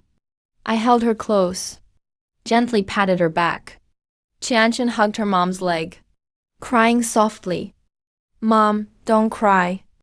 Once Su Meng calmed down, I wiped away her tears, looking at her red eyes, and glanced around the cramped, shabby room. It's not right to live here forever. We should have our own home. But she looked up at me. Don't worry about money. I held her hand. Let's go check out the shop. She nodded. Went back to the bedroom and found a light blue dress. I recognized it. It's the best dress she bought after we got married. She never wore it except on special occasions. Watching her try on the old dress, something stung my heart. There's still over 3 million in my account. It's time to buy something decent for her and our daughter. Let's go. Su Meng changed into the dress and smiled at me. Let's go see our big future. We went downstairs. Just reached the roadside. A car horn beeped twice nearby. Turned to see a black Mercedes window rolling down. Liu Xinrong's smiling face appeared. Hey, little brother and sister-in-law. Get in the car. I was a bit surprised. And smiled. This Liu Xinrong didn't even bring a driver. He actually drove here himself. The car headed towards the southeast district. On the way, Liu Xinrong chatted, Little brother, Wanzhihui was originally built to use up leftover land. The location is remote neither in the new nor old city. He turned onto a somewhat old street. This area is the resettlement zone after demolition. A lot of people from the old district were moved here, resettled here. Wide roads and new buildings, but lacking supporting facilities. No subway access either. I looked out the window and said, once people settle in, the demand for living grows gradually. I knew in my heart, because of the demolition resettlement, in the next few years, this is going to be the most vibrant grassroots economy in Ninghai, one of the busiest hidden cores. Wanzhihui, being the earliest established and largest wholesale market here, will become a huge magnet. His shop is unimpressive now, but soon it'll be in high demand. It won't just support 3 generations. It'll provide for our family of 3 for life without worries. More than enough. The car stopped outside the market. Su Meng glanced at the empty parking lot and the quiet main entrance. She frowned and whispered, Zuisheng, can this place really work? Liu Xingrong replied sincerely, little brother, I still have a few small shops on Binjiang Road Pedestrian Street. Prime locations. I'll get you one. I shook my head. The consumption scenes on Binjiang Road don't fit us. This one is just right. Don't mind how deserted it is now. Soon this place will be bustling. Liu Qingrong smiled, but his eyes looked doubtful. I casually said, Liu bro, don't rush to sell your Wanzhouhui shares. If small shareholders want to cash out, take over their shares. In the future, this area will belong to Wanzhouhui. It's a golden egg-laying treasure. Every inch is precious. Liu Xingrong stared. Little brother, are you serious? I looked straight at him. True or false? Depends if you believe it. Liu Xingrong said nothing. Looked around the empty marketplace. Deep in thought. Let's go in and take a look. He regained his cheerful attitude. Took us inside. Staff saw Liu Xingrong. Ran over. Chairman Liu. Showed us the vacant shop units, especially the best locations. Staff led us attentively to a prime spot near the main entrance. Chairman Liu, Mr. Chen, look at this one. He pointed to a shop almost half again bigger. It's one of the biggest stores in our market. Superb location. Large space, great for displaying goods. Any business here would look impressive. The store is definitely nice, spacious and bright. Liu Xingrong looked at me, little brother, are you happy with this one? Su Meng's eyes sparkled, waiting for my decision. I shook my head, don't want this one. Huh? The staff was confused. Little brother, but this is the best spot. I shook my head and turned my gaze deeper into the market. Let's check near the side entrance. Staff hesitated. That area gets way less foot traffic. It's more remote. Lead the way. We came to the northwest side entrance. It's near the shipping passage and edge of the parking lot. Very little foot traffic. Most of the shops near the side entrance are vacant. Glass doors are dusty. My eyes landed on a shop that seemed unimpressive. It's not directly facing the side entrance. A bit recessed inside. There's a load-bearing column nearby. This one. I pointed at it. This one. Su Meng couldn't help speaking up. Looked at the deserted surroundings. Then at the shop hidden behind the column. Full of confusion. Liu Xingrong frowned, little brother. This spot is too secluded. Lighting is poor. The column blocks visibility. Maybe check the front ones again? No need. I spoke firmly. This is the one. Why this one? Su Meng asked softly. I lowered my voice. Because the feng shui is good here. Feng shui? I pointed at the column. Look at this pillar. In feng shui, it means solid backing. The shop is set deeper inside. That draws in energy and protects it. The wealth stays and doesn't easily escape. Then I pointed to the shipping passage. Lots of vehicles in motion out there. That's the active element. And here is static. Combining movement and stillness brings endless vitality. Su Meng listened, totally bewildered. Liu Xingrong didn't know whether to laugh or cry, but stopped trying to persuade. All right, little brother, if you like it, that's the one. He told the staff, this shop. Prepare the contract. He didn't even go to the office. Had the staff bring the contract to the Mercedes. We signed it right there in the car. Su Meng and I signed the lease. 30-year lease, renewable. Total rent is 100,000. That price is basically a giveaway.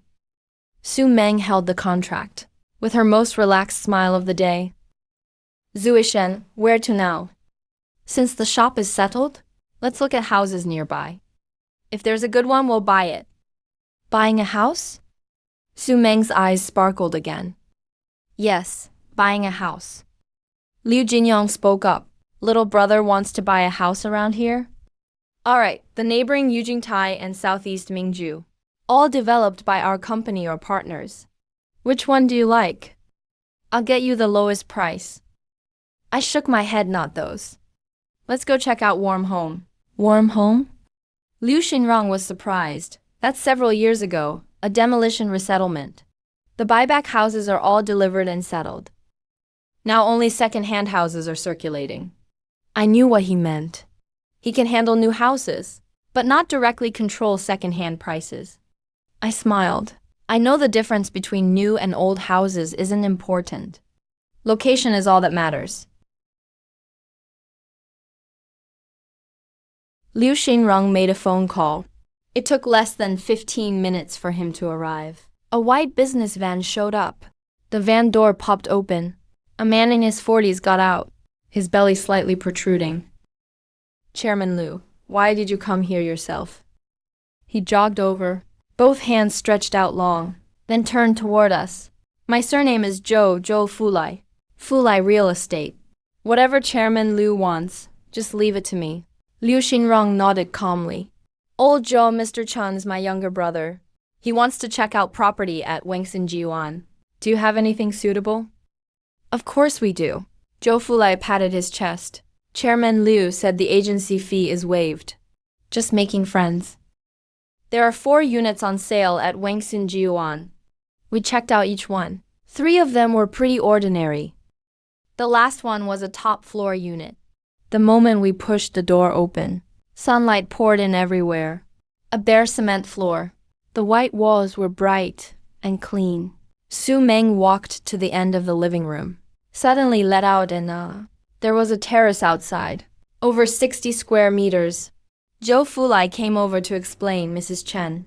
Technically, this terrace counts as a public area. But look at this layout. Only one household on the top floor. No one else can get up here.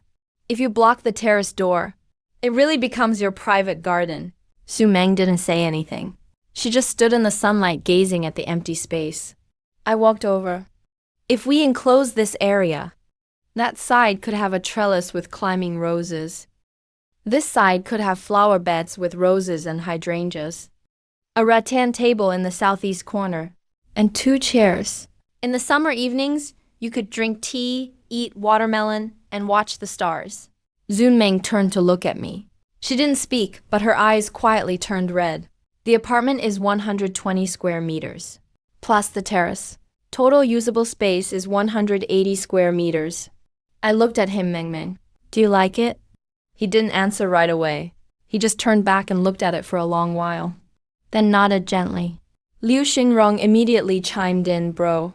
This unit is yours. Don't worry about the renovations. I'll take care of it. He made a grand gesture. This property? Our company developed it. We have all the blueprints. I'll get someone to close off the terrace. Put a door from the living room. Build a spiral staircase outside. And add a glass dome on top. Materials are already in the warehouse. You can use them. Su Meng asked, how much will that cost? Oh wow. Liu Xinrong laughed. Sister-in-law, don't mention money to me. It's just a little renovation, happy to help. He just assumed I was trying to network with him. I didn't get all coy either. Alright, thanks brother Liu. Zhou Fulai was about to finalize the deal. I turned to him, Mr. Zhou, I'll take all 4 units. What? Zhou Fulai was stunned. Su Meng snapped her head over. She looked at me in disbelief. Even Liu Xinrong was surprised. Bro, do you think it's not enough space? I've got a 300 square meter villa at Knifeview Terrace. You can use it if you like, no need to pay anything. I waved him off, smiling. Brother Liu, I really like this location. I looked out the window. It's close to Wanzhouhui, walking distance. There's a kindergarten next door. Qianchen can go to school. It's convenient for Meng to watch over the business. Su Meng tugged at my sleeve, lowered her voice. We don't have to buy all 4 units, though. Even though we still have over 3 million in the account. I held her hand. Don't worry, we won't lose money. She opened her mouth, but finally swallowed her worries. I turned to Zhou Fulai. Mr. Zhou, let's prepare contracts for all 4 units. All 4 units together are just over 2 million. We still have over 1 million left in the account. That's enough to start up and run the business. The contract signing went smoothly. Moving in was even easier. Liu Xinrong made a call. A small truck came in half an hour. 3 young guys moved us in before noon. The top floor unit needed renovations, so we temporarily stayed in one unit on the 5th floor. The previous owner hardly lived here. We just cleaned up the place. Hung new curtains. The windows sparkled. Su Meng placed her pothos that's been growing for years on the windowsill. Qianchen took off her shoes, ran back and forth on the new floor, dashing from one room to another. Like a little sparrow set free, Mom. Is this room mine? Daddy, are we going to live here now? Su Meng sat on the new sofa that Liu Xinrong just sent. He said it was a warehouse sample, but in fact it's brand new. Even the protective film wasn't removed. He looked around, gazing at his daughter running around, his eyes a little dazed. Just yesterday, he was squeezing into that old, damp, rundown place, still arguing fiercely with his parents that morning, fighting, and now he sits in a spacious, bright new home, now has a storefront under his name, and 4 apartments with our names on the deeds. The top floor one with a terrace, still waiting for us to turn it into our sky garden. It all happened so fast, it feels like a dream. Sunlight poured in through the window, reflected as tiny sparkles in his slightly teary eyes, filling them with shimmering light.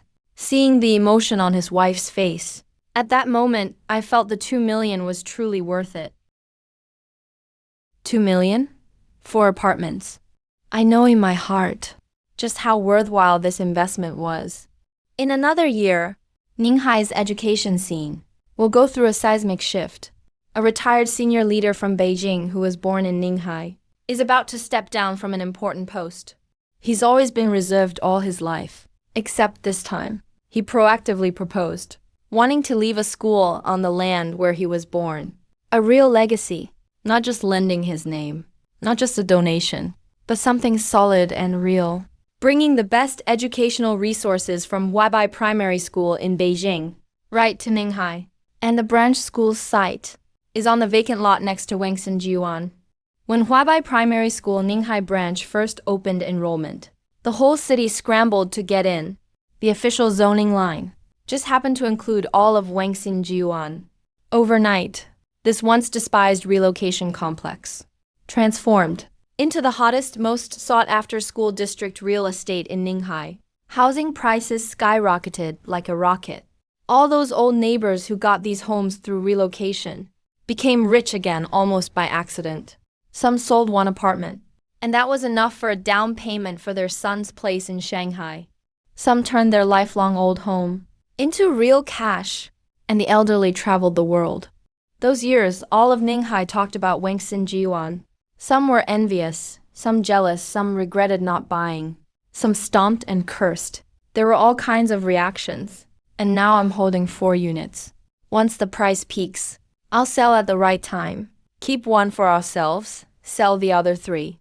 By then, never mind worrying about a lifetime's needs. Even if Meng Meng just lay around from now on, she'd live comfortably for the rest of her life.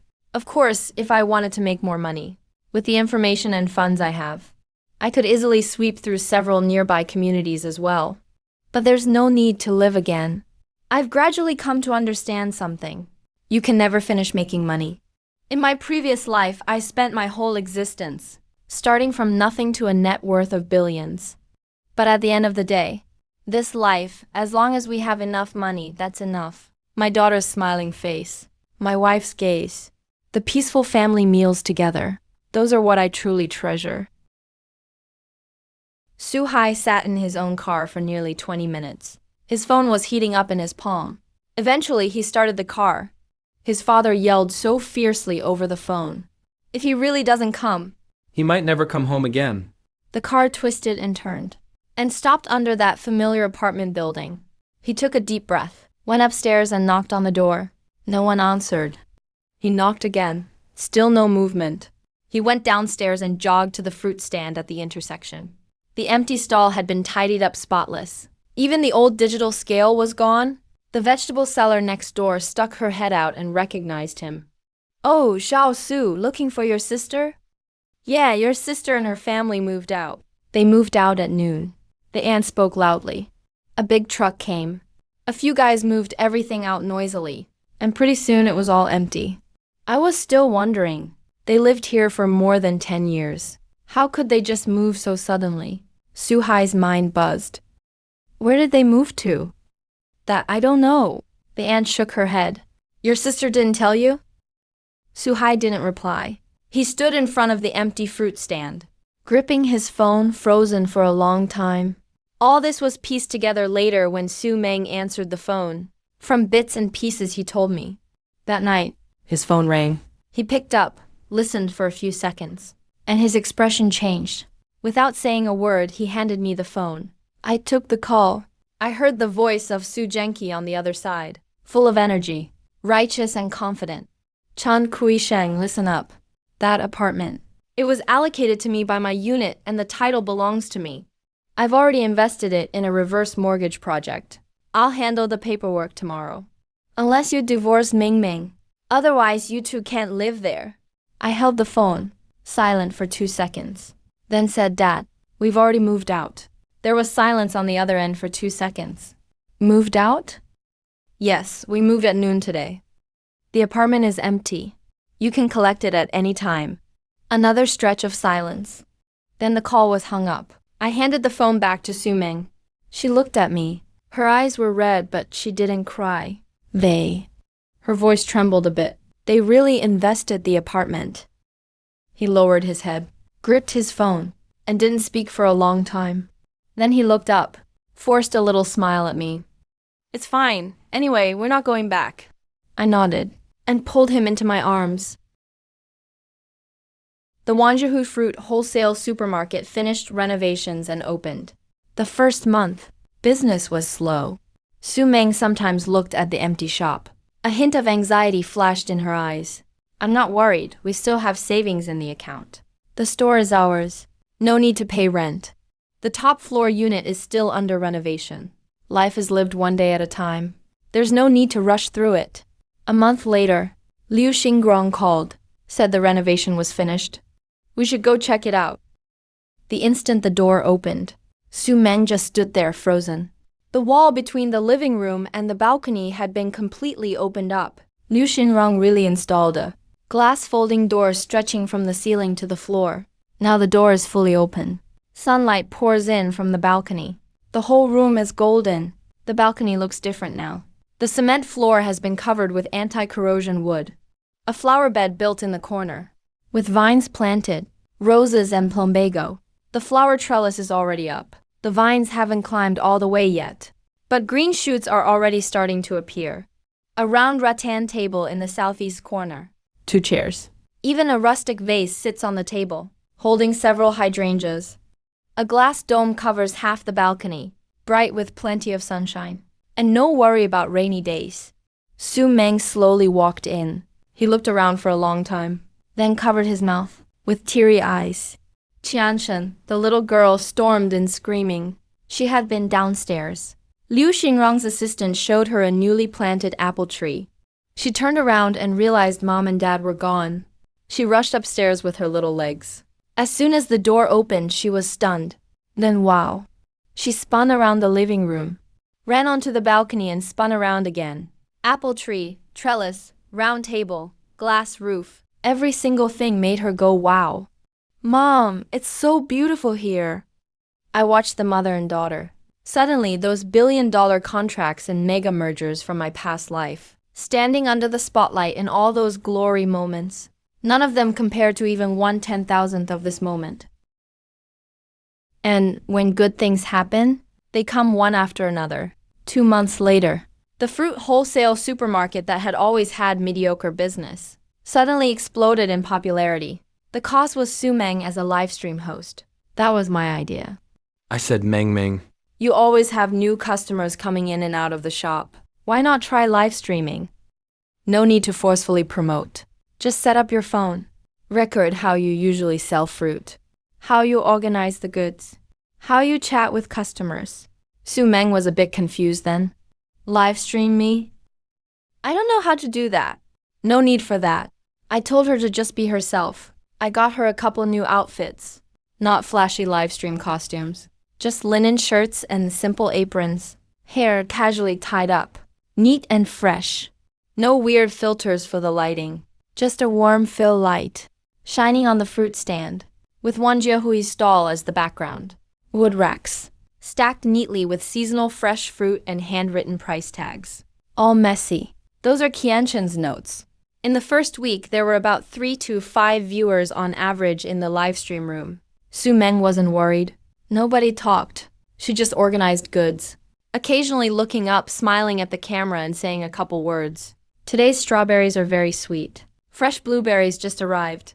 The second week one night, she was scrolling her phone, saw a blueberry farmer doing direct sales in a neighboring province, squatting by his field, sighing.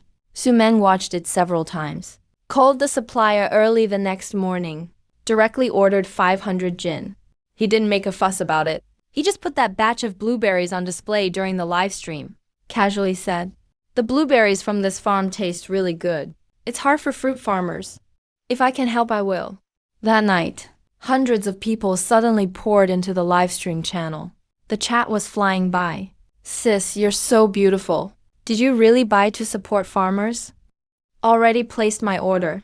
Supporting honest businesses." Su Meng was stunned. She replied in a flustered mess. Her face turned red.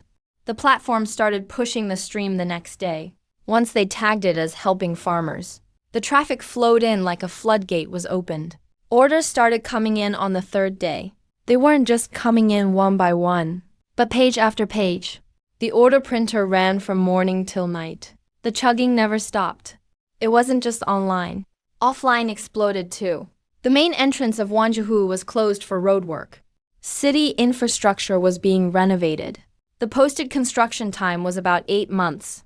Once the main entrance was shut, cars couldn't get in. Customers who originally would have gone to the main street shops all swarmed to the North Gate. And the North Gate happened to be where Su Meng and I had our store. Trucks lined up right outside our store, unloading in the front, loading in the back. Mangoes were just put on the shelves here. Over there, wholesalers were already coming over with order slips. "Boss, give me 5 more boxes of golden mangoes." "Do you still have shine musket?" "Let me get 10 boxes of cherries." "Can you give me a better price on the cherries?" "I'm buying in bulk." In just one day, Su Meng and I were so busy we were smoking from exhaustion. Forget eating. Even having time for a sip of water was squeezing it in. Back home, Su Meng collapsed on the sofa. She didn't even have the energy to lift her hand and fix her hair. The next day, I quickly asked Liu Xingrong for help, hired 5 people to come over. That finally gave us a bit of relief. "Brother, I've found all the people you need." Liu Xingrong's voice sounded loud and clear over the phone. I wiped my hands and tucked the phone against my ear. "Brother Liu, thanks for the hard work. Doing things for you. I know what I'm doing." He paused for a moment and started to list them out. One truck driver, a former soldier, has been driving heavy trucks for 8 years, class a license with no accident record. And 2 young ladies. One studied e-commerce, worked at an MCN agency, knows the ropes of live stream traffic pushing. The other one studied media, has a likable look, sweet talker who can help out in the live stream room. She lowered her voice. "Brother, I'm truly impressed. How did you know the main entrance over there would be under roadwork? Did you really see it through feng shui?" I smiled. "Brother Liu, you're in real estate. Whether feng shui is useful or not, don't you know better than me?" There was a half-second of silence on the other end. Then a burst of hearty laughter rang out. Right. Some things exist if you believe in them. Brother, I truly admire your vision." I didn't explain much. The main entrance would be under construction for 8 months. I did know about the underground pipe network in advance.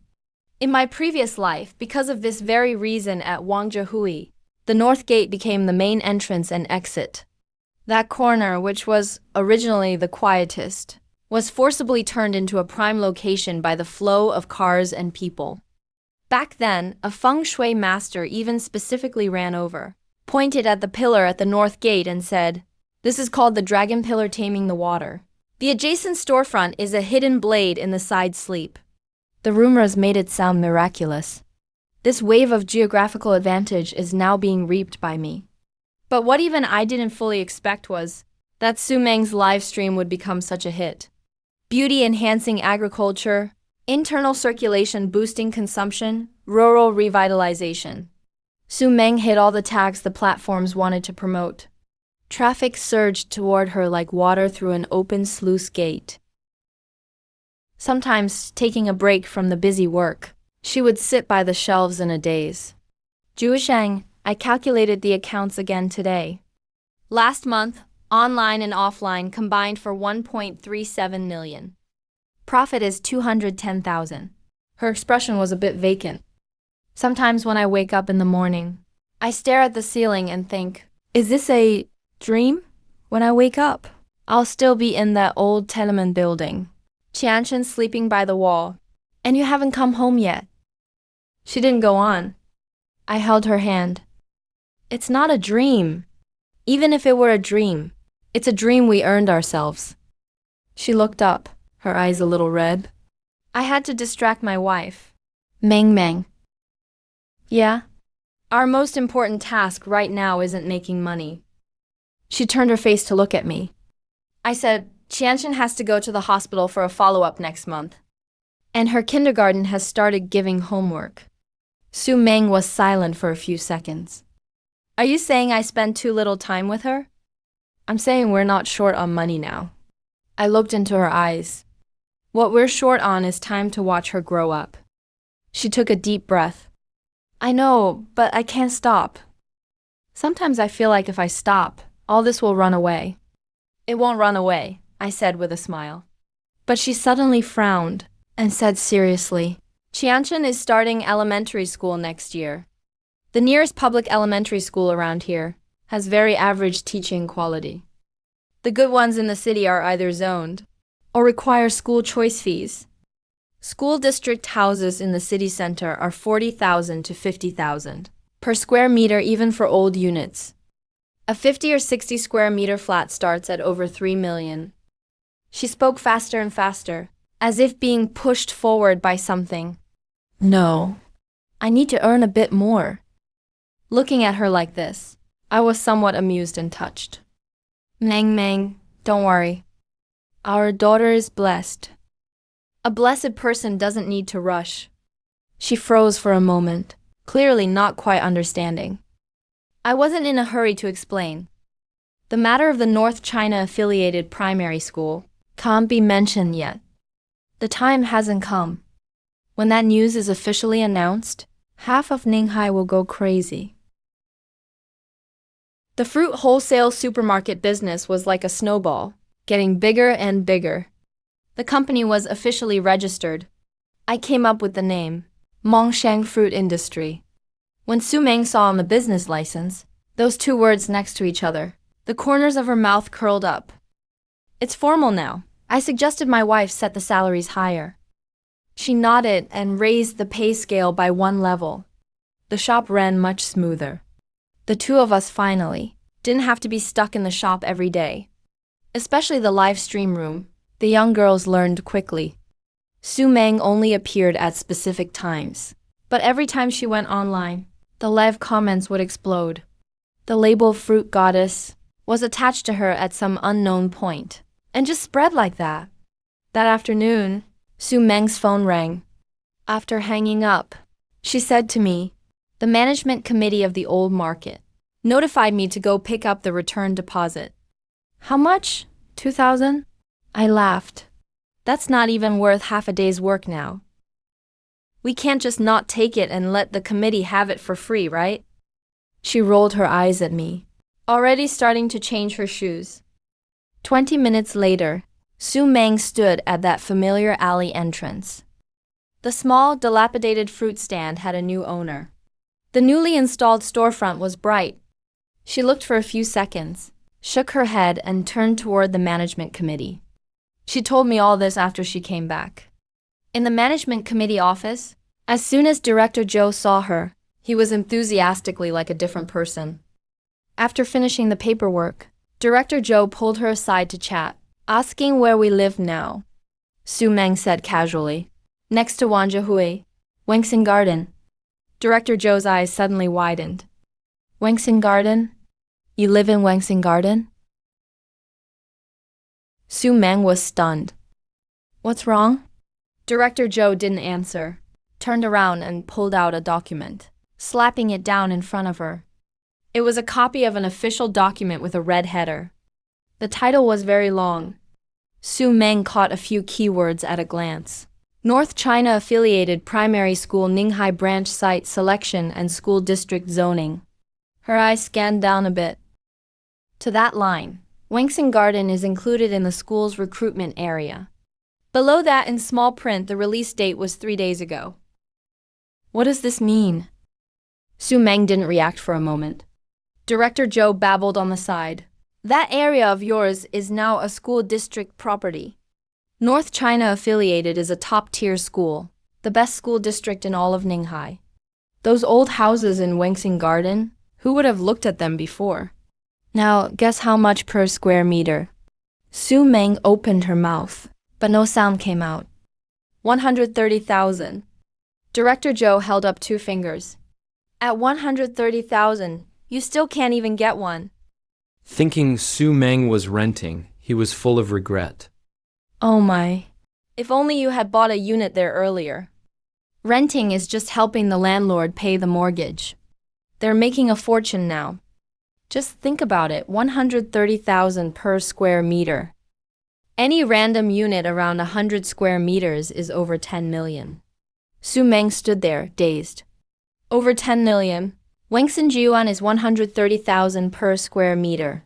He owns 4 apartments, 4 units in the community. He told me later. At that moment, his knees went weak. He steadied himself against the table and sat down slowly. Director Zhou was startled. What's wrong? You're so pale. Are you feeling unwell? Su Meng shook her head. She opened her mouth. Her voice was shaky. Zhou, how much did you say Wengxin Jiuan's price was just now? 130,000, why? Su Meng didn't reply. She just sat there in a daze, staring at the document on the table, not moving at all. Then he dialed my number. When the phone started vibrating, I was checking inventory at the store. The screen flashed white. There was silence when I picked up. Quiet intoxication. Wengxin Jiuan is 130,000. I was taken aback. Huabai Primary School branch is right next door.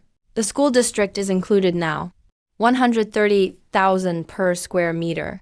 I leaned against the shelf. Honestly, I was a bit surprised. Last lifetime, this news was announced a year later. This time is half a year earlier. Meng, come home first. We'll go check out a real estate agent. Okay, she responded, then paused. Jiang Sheng, when you bought 4 apartments, did you know something? I laughed. How could I know? If I could know in advance, I'd borrow money and buy the whole community. Why bother opening a fruit shop? The line was quiet for a few more seconds. Then he gently said, hung up the call. He hurried back. But someone else arrived first. A black Mercedes, pulled up right at the store entrance. Liu Xingrong strode in. Bro, you heard about Wengxin Jiuan's school district housing, right? I put down my inventory, just found out. I was on a business trip. Came straight here after landing. He walked up to me, lowered his voice. Bro, be honest with me. Did you know about this policy ahead of time? I smiled slowly. Liu, if I could predict the school district housing thing, why sell fruit? Liu Xingrong stared at me for several seconds. Finally let out a hey. Bro, there are plenty of lucky people, but no one hits it as accurately as you. I smiled and didn't reply. Su Meng got back. Her face was still red. The 3 of us headed straight to Fulai Real Estate. When we got there, something seemed off. A crowd was packed around the entrance. The main door was nearly bursting. Inside was even more crowded. Any Wengxin Jiuan apartments left? Any layout will do. I'll pay in full. Zhou Fulai squeezed out from inside, sweat all over his forehead. He spotted me. His eyes lit up. He hurried over. Mr. Chan, you're here. The other customers stared in shock. Why is the agency owner acting like this? like he saw his real father. I chuckled. Business is booming, Mr. Zhou. Thanks to you. Zhou Fulai nodded and bowed. Led us into a small reception room. Mr. Chen, are you here to sell a property? Zhou Fulai's eyes lit up. At Wangxin Jiwan? Yes, which ones? Su Meng bit her lip. The unit on the 5th floor. And the one on the 3rd floor. We'll keep the top floor for ourselves. The other one we'll wait and see. Zhou Fulai nodded repeatedly. Started calculating. The pen rapidly scribbled numbers. He pushed the paper toward me. Mr. Chen, the 5th floor unit is 98 square meters. Conservatively estimated at 12.5 million. 3rd floor unit is 95 square meters. About 12.3 million. Both together total 24.8 million. I saw Su Meng's fingers tremble slightly. I nodded. All right, list them at this price. Zhou Fulai nodded repeatedly, then remembered something. Mr. Chen, the agency fee. I smiled, Mr. Zhu. Can't waive it this time, right? Zhou Fulai froze for a moment. A complex expression crossed his face. Mr. Chen, you told me last time. I'd get to earn the agency fee next time. I thought it was just small talk. Didn't take it to heart. But here you are. He stared at me intently, staring right at me. Liu Xingrang's gaze quickly swept over. Su Meng also turned to look at me. I smiled softly, put my arm around Su Meng's shoulder. Nothing to do with me. It's my wife. Beautiful and kind. Lucky for us. Su Meng's face turned bright red. She gently hit me. My phone vibrated. 24.8 million has been received. I glanced at it, put the phone back in my pocket. Su Meng kept staring at his phone screen. That string of numbers. He looked at it several times. Tapped it with his finger. Counted it a few times. Only then did he look up.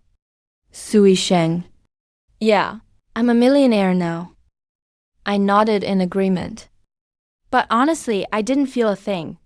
He frowned, looking confused. The numbers are on the phone. The house is still there, untouched. The store is busy as usual. How am I suddenly a millionaire? Liu Xingrang snorted out a laugh beside us. Little sister-in-law, rich people have to live a rich life. That's how you really experience it. Listen to your brother's advice. Change your house. Get a big villa. Our company just launched some standalone villas near Tu Lake. Great environment, highly private. Comes with a yard and a garage. I'll reserve the best one for you. As a way to say thanks. He sounded sincere, but I also knew what he was thinking.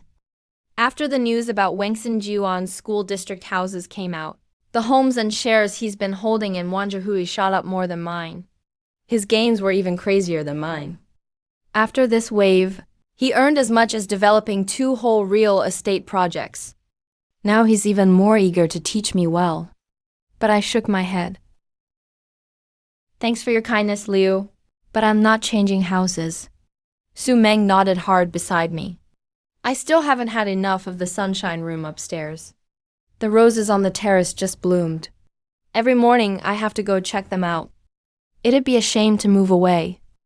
When he said that, his tone was filled with girlish affection. I looked at him, and that determination in my heart became even stronger. Last life I stayed in plenty of villas. Big empty houses. Walking around alone.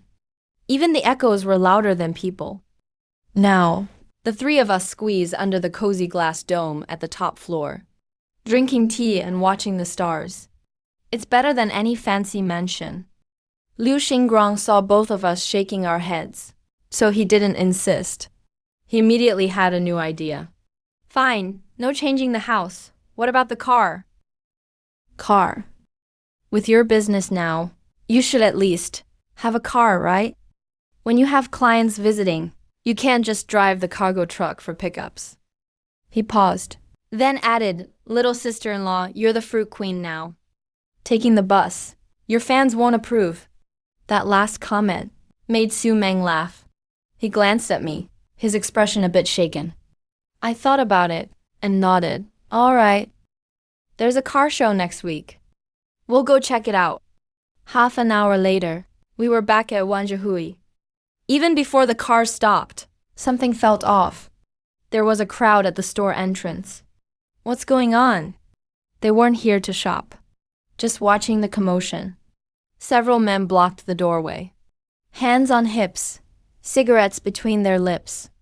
A haze of smoke gave off a hostile vibe. My heart sank.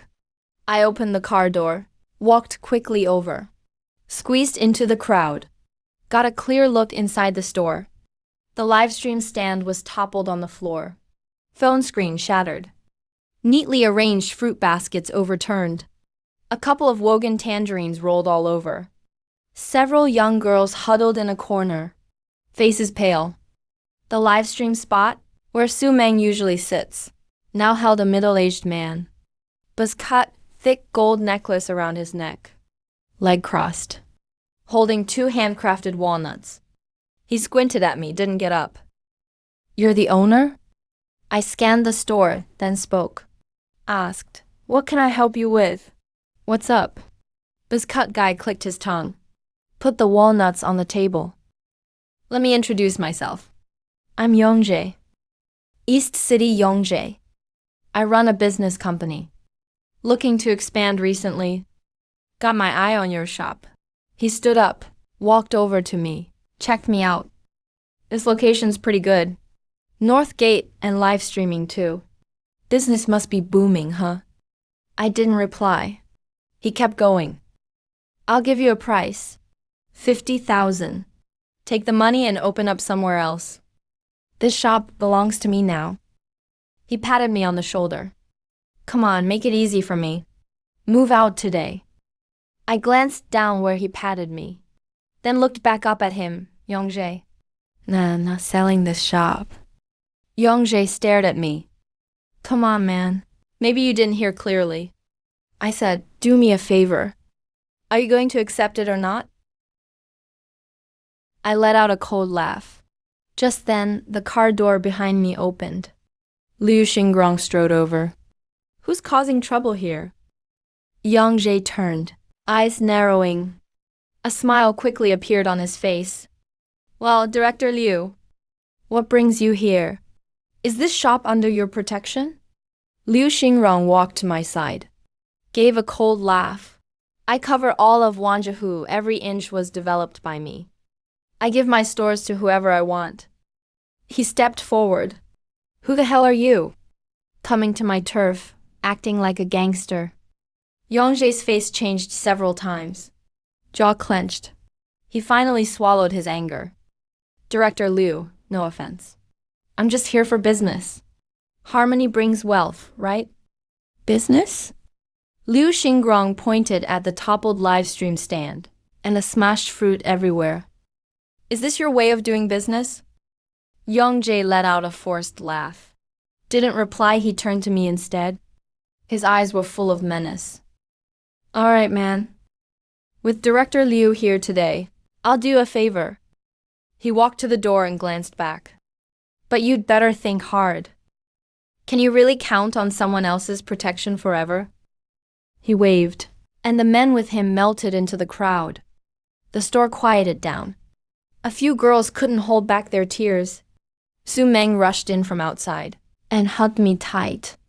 Are you okay? I'm fine. I patted his back, then looked toward the door. Liu Xingrong said, Brother, that Li Yong targets busy shops. Keeps a gang of thugs. Today he acknowledged me and backed off, but he won't forget about this. I know. Thanks a lot today, Liu. I kept it brief. Just squatted down, picked up the scattered Wogan tangerines one by one, put them back in the basket. The next day, the police suddenly called me. Chen Zuisheng? Your store's driver Sun Jian got in a fight. He is at the hospital now. I was stunned. A fight. Old Sun, you should come over. First Municipal Hospital. Su Meng and I rushed there. We found the ward. I pushed the door open and saw Old Sun lying on the bed. His head was wrapped in gauze. His eye socket was bruised and blue. It was so swollen it was just a slit. A woman was sitting on a chair by the bed. Her eyes were red. It must be his wife. Two police officers were standing by the window. One was taking notes. The other was watching with his arms crossed. Boss Chan, old son, saw us. He struggled to sit up. I took a few steps over. I pressed him back. Don't move. What happened? Old son opened his mouth. He couldn't say a word. Beside him, his wife's tears welled up again. Her voice was choked up. Boss Chan, my old son wouldn't cause trouble. He is an honest man. I know, I'm looking at him. Take your time, brother. Old son took a breath. He started telling about early this morning. He went to pick up a load of dragon fruit. He had just finished loading and driven out of the market gate. Suddenly, a group of people rushed out from the roadside. They were carrying sticks and stones. Without a word, they started hitting the truck. Someone climbed onto the back. They threw down the freshly loaded dragon fruit. Box after box was smashed onto the ground. Old son had served in the military. He jumped out and knocked down two of them. But there were too many of them. No matter how well he could fight, he couldn't hold off 7 or 8 people surrounding him.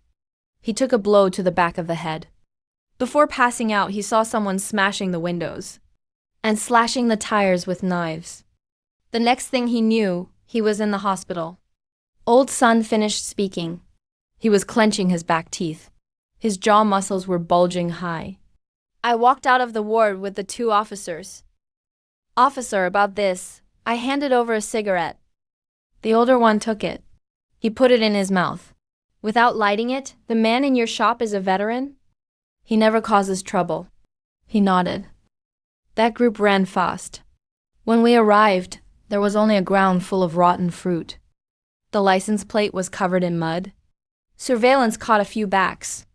But the faces aren't clear. Then what can we do? The statement is taken. The case is filed. He glanced at me. But In cases like this, unless there's a coordinated crackdown, otherwise it's hard to handle. I understood the situation now. Back at the ward door, Su Meng was just coming out. She gave old son's wife 8,000, told old son to be at ease. Rest and recover, the store's losses were nothing. Come back to work when he's better and healed. Wages would be paid as usual during this time. Old son's wife chased her out, grabbing Su Meng's hand tightly, too grateful to speak. Walking out of the hospital gate, Su Meng asked me, "What did the police say?" I told her, "The case is filed, but it's hard to catch them."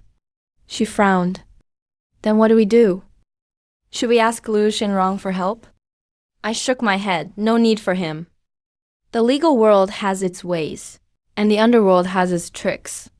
Don't worry, I'll handle this. I made a call to Jiu Weidong. The next day at noon, a black business van stopped in front of the store. The driver got out and opened the door, with a very respectful attitude. Su Meng watched from a distance, looking a bit uneasy. I didn't explain much and got in the car. The car twisted and turned, stopping at the entrance of an old alley. The alley was very deep, with old-fashioned residential buildings on both sides. The wall plaster was peeling. Walking all the way to the end, there was a noodle shop. The sign was tiny. The characters were faded. I pushed the door and went in. There were 5 or 6 tables. Only one person was sitting at the very back. Jiu Weidong was eating noodles with his head down. Seeing me walk over, he pointed to the stool next to him to sit. "Want some?" I looked at the noodles in his bowl. The color was dark. The noodles were uneven in thickness. "No." He looked up at me. "You're certainly direct. If it doesn't taste good, why eat it?" He was stunned for a moment. He laughed. "Chan Zuisheng, I don't know if you're confident or just self-centered." He put down his chopsticks. "But you're right. It really doesn't taste good. But this stuff saved my life once." I listened to him quietly. In those tough years, my parents died of cancer because of their overseas connections. My sister and I were left with no one to care for us. We almost starved to death. An old neighbor secretly brought us a bowl of these noodles every day. He poked at the noodles with his chopsticks.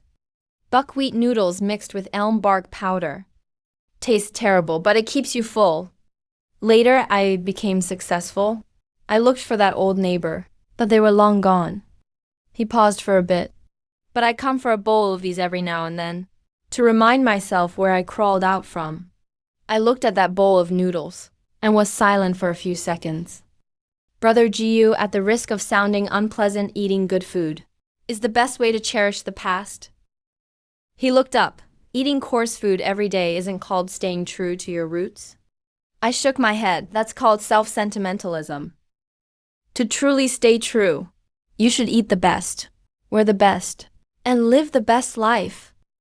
Let that kid who almost starved to death back then see that we've survived, and we're living better than anyone. Jiu Weidong stared at me for several seconds. Makes sense. He wiped his mouth. His expression returned to normal. Business talk. That Li Yong is just a minor player, but behind him is Lei III from Changjin Company. Lei III was an underworld figure in his early years. Later he went legit and joined the district CPPCC. Jiu Weidong's tone was dismissive. I said he's already gone legit, and he's still so arrogant. He can't help himself. Jiu Weidong leaned back in his chair. He's just a blade in someone else's hand. It's not that he wants to be arrogant, but if he isn't, someone will just pick a different blade. I nodded. Then he hasn't truly gone legit. Jiu Weidong smiled. I'll handle this for you. Thanks. Don't thank me yet. He looked at me. Next week is my daughter's birthday. Having a small party. Bring your daughter along. I looked at him. Getting along well with your daughter? A hint of softness appeared on Jiu Weidong's face. Based on your information, after I got Nguyen back, I've spent a lot of effort being with her. I've pushed off all outside business lately, just to stay home and play with her every day. He paused. She grew up without a dad. Now she has one, but she doesn't have many friends. I want to introduce her to more kids her age. How old is your daughter? 5. My Nguyen is 6. They'll play well together.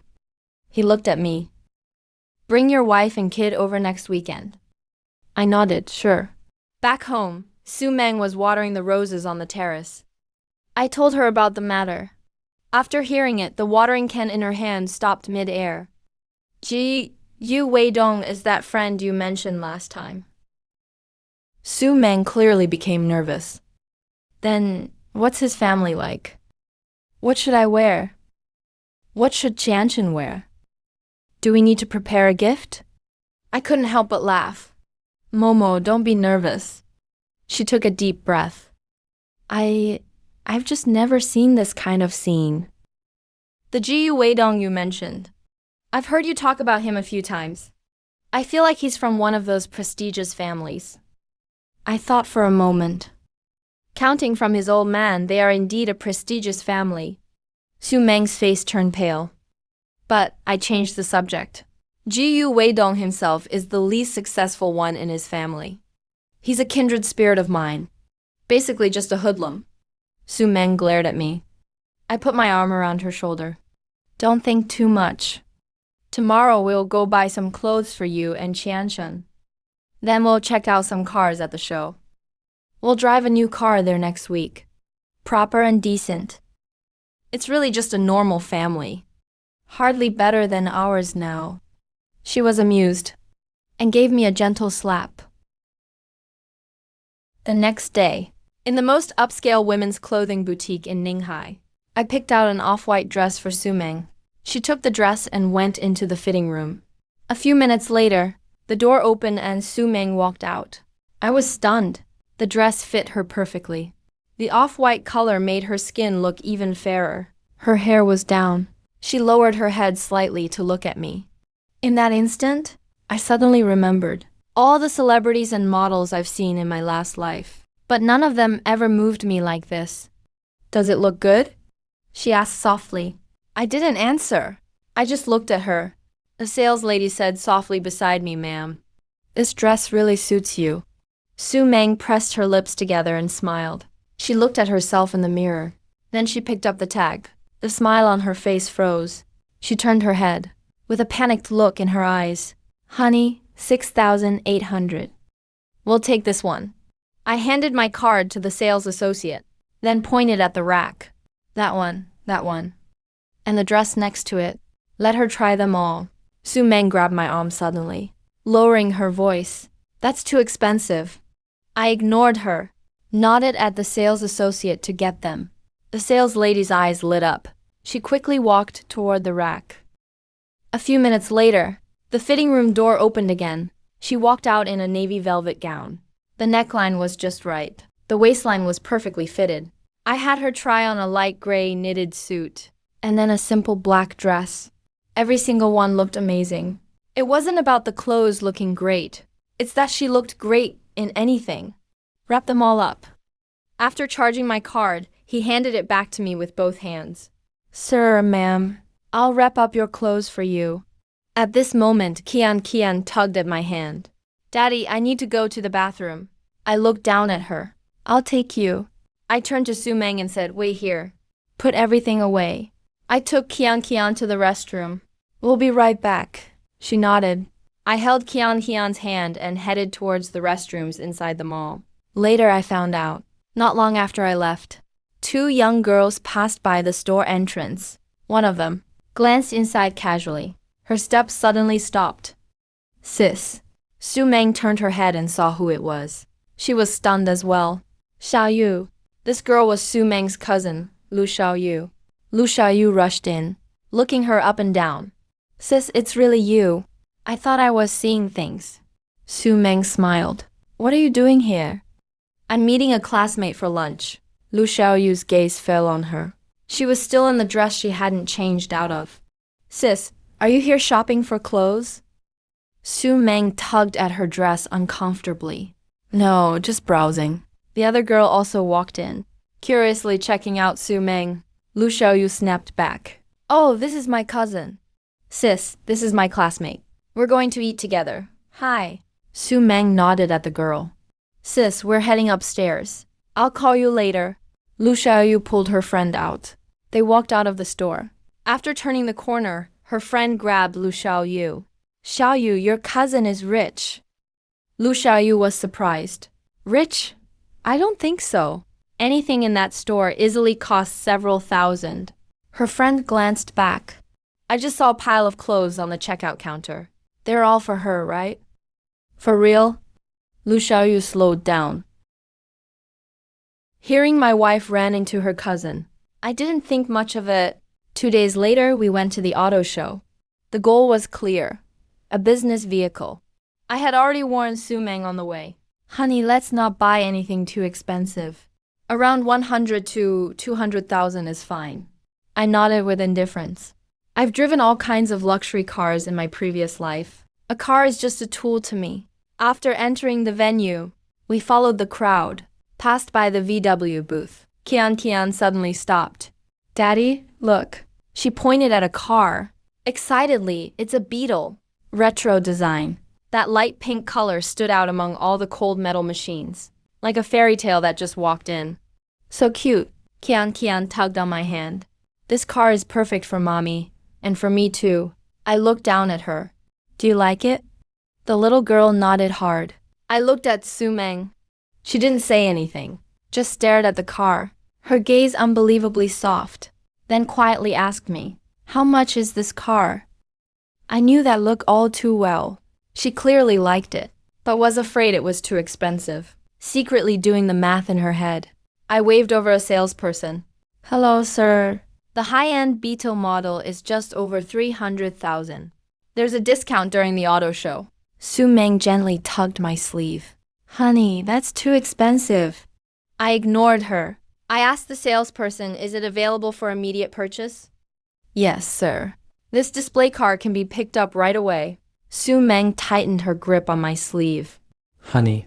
I turned and looked at her. "It's rare for you and the kid to both like something." She froze for a second. Too moved to speak. The salesperson was watching on the side. with envy in their eyes. But how can you visit clients in this kind of car?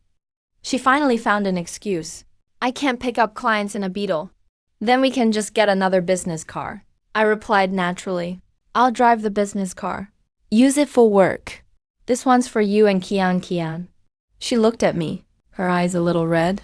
How about this? The car for you and Kian. I'll order it. You can pick out my business car. Choose any brand or price you want. All right, she nodded gently. Then took Kian to check out other displays. I took care of the purchase paperwork over here. Half an hour later, I finished all the paperwork, just about to go find them. My phone rang. Su Meng's voice sounded off. Honey, where are you? Come over quick. Booth number 6. What happened? They pushed Kian. Come quickly. The last few words were full of anger and anxiety. I hung up. Rushed over immediately. By the time I got there, a crowd had formed. I squeezed in and saw Su Meng crouching, hugging Kian tightly, staring at those across from her, her face flushed with anger. Kian was in her arms, her shoulders shaking. Opposite them stood a woman, in her 30s, wearing a black suit, with a work badge pinned to her chest. Booth manager. He crossed his arms over his chest. A few security guards stood nearby. What's going on here? I walked over and Su Meng saw me coming. She handed the child over to me, then turned around and rushed forward. Why did you push my child? He's 4 years old. Are you 4 too? That woman snorted. Ma'am, please control your emotions. First, this is our booth. We have the right to protect the exhibits. Second, the barrier is right there. It was your daughter who crawled inside herself. Third. She held up 3 fingers and waved them. I just gently blocked her. She fell because she couldn't stand properly. What does that have to do with me? Yelling like this affects our booth's image. I can call security to escort you out. You. What about me? The woman interrupted him. If you feel wronged, you can file a complaint. Booth 6. My name's Lina. Anytime, I'll be here. But let me remind you, we've seen plenty of these complaints. As he spoke, his gaze swept over Su Meng's face, then landed on my arms. On Qianshen, he chuckled softly. Kids, bumps and falls are normal. Just comfort her when you get home. No need to cause a scene here. If you're trying to pull a scam, we have legal support. He straightened his suit. His tone was arrogant. Besides, we're a high-end booth. Our clients are all high net worth individuals. Different asset levels naturally get different levels of service. If you qualify as a client, he bent down slightly, leaned in closer, lowered his voice, but made sure everyone around could hear. I'd even kneel down to lick your shoes. But are you even worthy? After hearing Su Meng's words, I basically understood. My daughter saw that big SUV, thought it would suit her dad, and wanted to check it out. The barrier was set at adult height. The red rope was right above Qianxin's head. No one even noticed her. Next. That woman named Lina pushed Qianxin down. I stepped forward, pulled Su Meng over, and handed Qianxin back to her. I looked at Lina, speaking calmly. Manager Lin, right? Just now you said different levels. Only get different service. I think that makes sense. Lina's lips twitched. She thought I was backing down. I ignored her, turned to look at the booth, at those panicking staff members. 5 cars parked side by side on the booth. Just now Lina said one was reserved. That leaves 4. I pointed at those 4 cars. I'll take all 4. What? Lina was stunned. So were the other staff members. I'll say it again. All 4. Pay in full. Write up the orders. No one moved? I could see they doubted I had the money. So I took out my bank card and put it on a table nearby, then pulled out the receipt from the Volkswagen booth, after paying for the Beetle, and slapped it on the table. This is the bank receipt from Volkswagen. You can take a look. A young woman with a ponytail hesitated, walked over and picked up the receipt. She glanced at it. Her eyes went wide immediately. She instinctively covered her mouth, then looked up at me. Her expression had completely changed. Su Meng didn't have time to be angry now. She quickly came over and grabbed my arm. Honey, are you really going to buy them? If you buy, don't buy from them. I pulled her down to sit, patted the back of her hand. Trust me, when the paperwork was almost done, I suddenly bent down, took off one of Su Meng's high heels, and tossed it in front of Lina. Lina stared at the shoe on the floor. Her face instantly turned dark purple. Manager Lin, I wonder if I meet your standard for top client service, I asked. His lips trembled. He couldn't say a word. More and more people gathered to watch. Some were whispering. Some were filming with their phones. I saw he couldn't answer. Shook my head. Looks like your company can't live up to its service promises. I turned around and told the ponytailed girl handling my order, cancel these 4 cars for me. She was stunned. Sir. Lina's face turned completely pale. During the auto show, to encourage sales, they promised unconditional refunds in the past 2 days. Even if you cancel after a few days, only a small deposit would be taken. It's just normal people don't actually do that. Who would bother? Buying and canceling and buying. But now that rule has become her death sentence. Just then, a familiar voice came from the crowd. Bro, why are you here? Liu Xinguang pushed through the crowd and strode over. I turned and looked at him. Brother Liu, you're here too. I'm here to look at cars. He walked to my side, looked at the shoe on the floor, then at the frozen Lina. What happened? I explained briefly. After listening, Liu Xinguang's face darkened. He turned and looked at those cars, his eyes landing on the SUV. He froze. This one. He pulled out his phone, scrolled through it and showed me. Is it this one? The screen showed a photo. It was the exact same SUV. Even the angle matched. Bro, this is the one I reserved. You reserved it? Yeah, I planned to give it to you. He pointed at the car. Last time you said you weren't moving, so I thought I'd get you a nice car. I pulled some strings to reserve it. Delivery is tomorrow. He turned to look at Lina. His expression turned cold. You pushed a kid. Lina's face went completely pale. Director Liu, I didn't know. Liu Xinguang ignored her and waved her off. Cancel it. I don't want the car. He pulled out his phone, dialed a number. Hello, Leo Zhang. That dark green SUV at booth 6. The one I reserved? Cancel it? Yes, cancel it now. Lina was completely stunned. Soon, a middle-aged man in a suit hurried over. Sweat all over his forehead. Director Liu, what happened? Liu Xinguang said. Director Zhang, your manager is something else. My little niece just wanted to see a car and got pushed down. Director Zhang's face turned pale. He turned to look at Lina. That look in her eyes was almost murderous. Lina opened her mouth to speak. Mr. Zhang? What do you mean, From this moment on, you are no longer an employee of this company. Lina's legs went weak. She collapsed to the ground. Leaving booth 6, that bit of unpleasantness was quickly forgotten. Liu Xinguang walked with us, chatting as we went along. When we reached the lounge area, he suddenly stopped in his tracks. Bro, that thing just now happened because of me in the end. Today I must give you guys a car. Don't argue with me about it. I was stunned for a moment. Liu, it's really not necessary. If you refuse, you're looking down on me. He was very insistent. He turned to look at Su Meng. Sister-in-law, you decide? Your husband won't give me face. But you will, right? Su Meng was caught off guard when he called on her. She was a bit flustered. She glanced at me. I gave her a slight nod. We were actually planning to buy a minivan. Around 200,000 yuan. 200,000. Liu Xinguang's eyes lit up. That's easy. Leave it to me. I'm the expert when it comes to minivans. I guarantee I'll pick one you'll be happy with. He said that and started to walk off.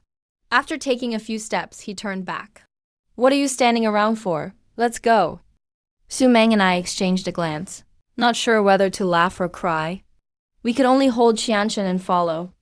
Liu Xinguang led the way skillfully, taking us straight to the Mercedes booth. In the center, a sleek silver minivan was parked. Beside it stood a tall model with long legs. She was posing for photos. Liu Xinguang walked over, without glancing at the model at all. He pointed straight at the vehicle. This is the one. Then he waved to the staff. Come here, make the order. The leggy model was clearly taken aback. Even her movements paused. A staff member hurried over. Hello, sir. Are you sure you want this one? I'm sure. Liu Xingrong answered immediately. Then he started persuading Su Meng. Sister-in-law, trust me on this. This one will definitely meet your needs. It's Mercedes, a big name. Driving, it will look impressive. Minivan with lots of space. Perfect for clients or family in the future. He spoke with absolute confidence. I glanced at the car, then at the sign on the booth. I couldn't help but laugh. Do you know how much this car costs, Liu? He blinked. 200,000, sister-in-law. That's what we said earlier. This is a Mercedes AMG. I pointed at the sign. It's not 200,000. It's about 2 million. Liu Xingrong's expression froze for a second. Su Meng was startled. 2 million? That's so expensive. No way, no way. Brother Liu, this is just too valuable. We can't accept it. Liu Xinrong quickly recovered. He started to play dumb. Oh, you weren't talking about 2 million? I must have misheard. Seeing we stayed silent, he just went shameless. All right, I admit I did it on purpose. But I can't give away something worth 200,000. If I'm giving a gift, it's gotta be this one. If you won't accept it, I'm just going to stay here today. He sat down next to us as he spoke. I looked at him, acting so shameless. Suddenly, I laughed. Liu Xinrong has made a lot of money off my tips. But he's never been someone who just takes without giving back. Instead, he's always thinking about how to return the favor. He's someone worth befriending. I glanced at Su Meng. He was still refusing. I walked over, patted him on the shoulder, just accept it. He looked up at me, a bit surprised. I nodded. As soon as Liu Xinrong saw me nod, he immediately jumped up from his chair, afraid I might change my mind. He waved straight to the staff. Full payment, write up the invoice. Do it now. That weekend, I drove the Mercedes AMG with Su Meng and Qianchen to attend Jiu Weidong's daughter's birthday party. The villa neighborhood was very quiet. Jiu Weidong was waiting at the door in person. When he saw us get out of the car, he came up to greet us quickly. Brother Chan, sister-in-law? Please come in. He pulled over a little girl in a white princess dress to his side. Nuan, greet uncle and aunt.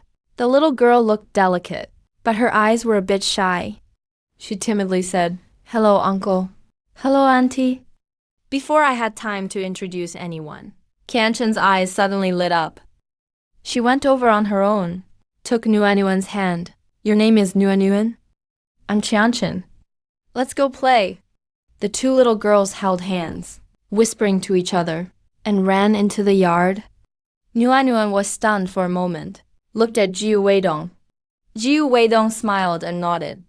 Only then did she softly go, Su Meng seemed a little uneasy nearby, and whispered to me about Qianchen. Why is this kid so rude? I laughed. It's fine. She's getting livelier. Looks like she has some natural confidence. Jiu Weidong, on the other hand, clapped happily. Great. Just great. Ever since we got Nguyen back, I felt she's way too introverted. She's always by herself. Doesn't like to play with other kids. Now that she can play with girls her age, I'm so happy. Su Meng heard this, and a trace of doubt flashed in her eyes. She looked at me. I just smiled lightly, didn't ask further. After all, it's their family business. Jiu Weidong was very attentive. He took the initiative to speak. Brother Chun knows my situation. We got the kid back, but her mom still won't forgive me. I nodded, comforted him, gave it time. Some things can't be rushed. When the time is right, it'll all work out. Hearing that, he brightened up.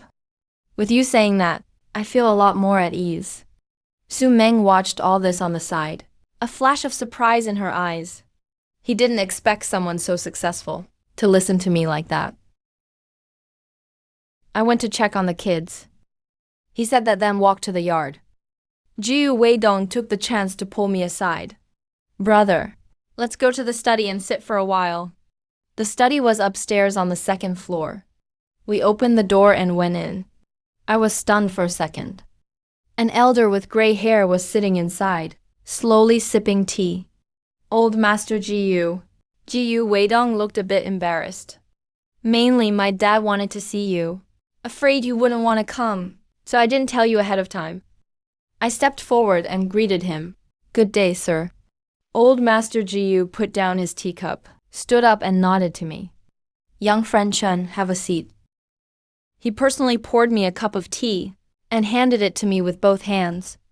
Young friend Chen helped me get my granddaughter back. For an old man like me, I have to offer you this cup of tea to show my gratitude. I accepted it with both hands. Sir, you're too polite. I'm asking Jiu for a favor too. Old Master Jiu nodded. I know, it's for your daughter. He pointed at Jiu Weidong. Isn't he doing this for his daughter too? It's a great thing for both our families.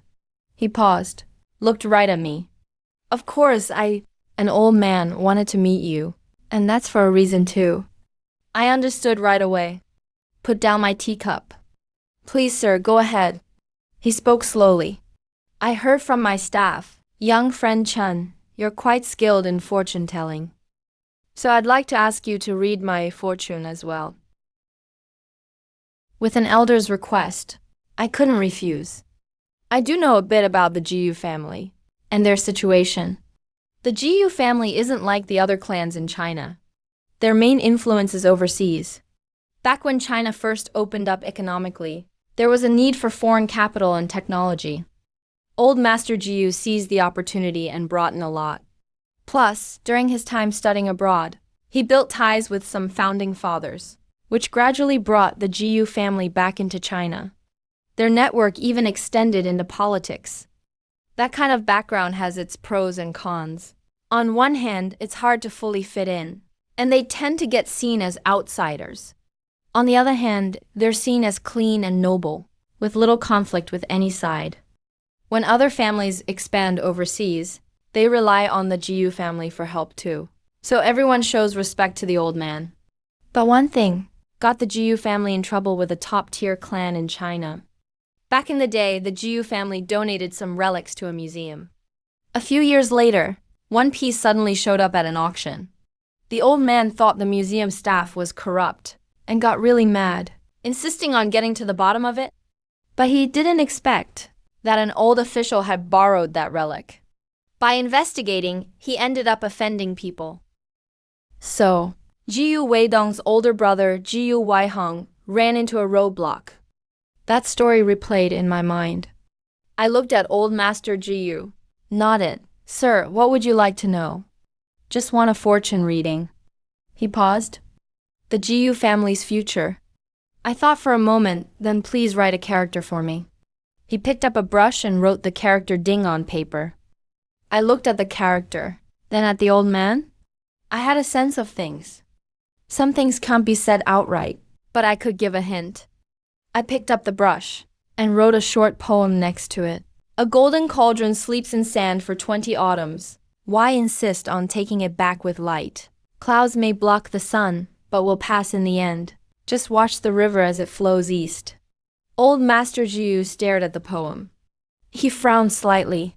He looked up at me. There was a hint of disappointment in his eyes, but he quickly hid it. He nodded faintly. Thank you, Chen. He folded up the note. He spoke to Jiu Weidong. Prepare a thank you gift. Thank Chen on my behalf. I stood up, waved my hand. The old man was being too polite. No need for a gift. It was just a single word. Not worth mentioning. I turned to leave, walked out of the study. I knew very well in my heart. The old man probably thinks I'm being mysterious. It doesn't matter. Sometimes it's best to just leave things at that. In the morning, Su Meng went to Wang Jiehui's fruit supermarket first. I was in charge of taking Qianchen to kindergarten, but not long after she got there, she called me. Honey, hurry over. The store is surrounded again. I hurriedly dropped Qianxian off at the next door kindergarten, turned around and rushed to Wanjihui. When I arrived, something felt off. Crowds were gathered around the fruit store entrance. Layers of people inside and out. I squeezed in to take a look, and was stunned. Someone was kneeling at the shop entrance. At the front was that brother Yong. Just a week ago, he was bossing around in the shop. Now he was kneeling stiffly at the door. His head was hanging low. His face was a mess of bruises. Behind him, 4 or 5 underlings were kneeling, all with bruised faces. 2 even had their arms in slings. They were all kowtowing in sync. Thud, thud, thud. Foreheads slamming onto the tiles, not holding back at all. 2 people stood off to the side. Jiyu Weidong's driver and his bodyguard, arms crossed, staring with blank expressions. The onlookers were in an uproar. Isn't that brother Yong? Why is he kneeling here? Who is the owner of this fruit shop? Even brother Yong is kneeling for her. No idea. Looks like a young woman. Didn't expect her to be so tough. I didn't pay attention to their gossip. Rushed into the store. Su Meng was sitting behind the register. No expression on her face. Just sitting there? But I know her too well. She was gripping her cup. Her knuckles were white. I walked over and took her hand. It was ice cold. She looked up at me. Her eyes instantly turned red. Honey, as soon as they opened the door, they started kneeling. I was scared to death. I was a bit speechless. Everyone thinks you're tough. But here you are in the shop, scared out of your wits. I patted the back of her hand, turned and went out to find the driver. What's going on? The driver was very respectful. Mr. Chun, it's the boss's orders. He wanted them to kowtow and admit their mistakes. Keep kowtowing until you and your wife are satisfied. How many times have they kowtowed? I didn't count. If you're not satisfied, they keep kowtowing. I nodded, squatted in front of brother Yong. Brother Yong looked up at me, sweating all over his face. His forehead was scraped open, blood mixed with sweat dripping down. Brother Yong, we meet again. I looked at him. Was it you who sent people to smash the truck? Was it your men who threw the dragon fruit? Was it your men who beat up the driver? You tell me what to do. Or maybe leave one hand behind. His face turned pale. Dong Dong started kowtowing again. Bro, I was wrong. I didn't know who I was messing with. I'll pay whatever I owe. You mean money? Yes, truck, fruit, medical bills, I'll pay. Double or triple, whatever it takes. I waved my hand. No need for money. Are there any other shops in Wanjihu you collect protection money from? He opened his mouth. Yes or no? If yes, return all the money. From now on, your people aren't allowed in this market again. Understand? He nodded frantically. Understood. I'll return it right away. If my people ever step foot in Wanjihui again, I'll chop my own hand off. I stood up, didn't look at him again. Suddenly, a wave of cheers broke out around us. Did you hear that?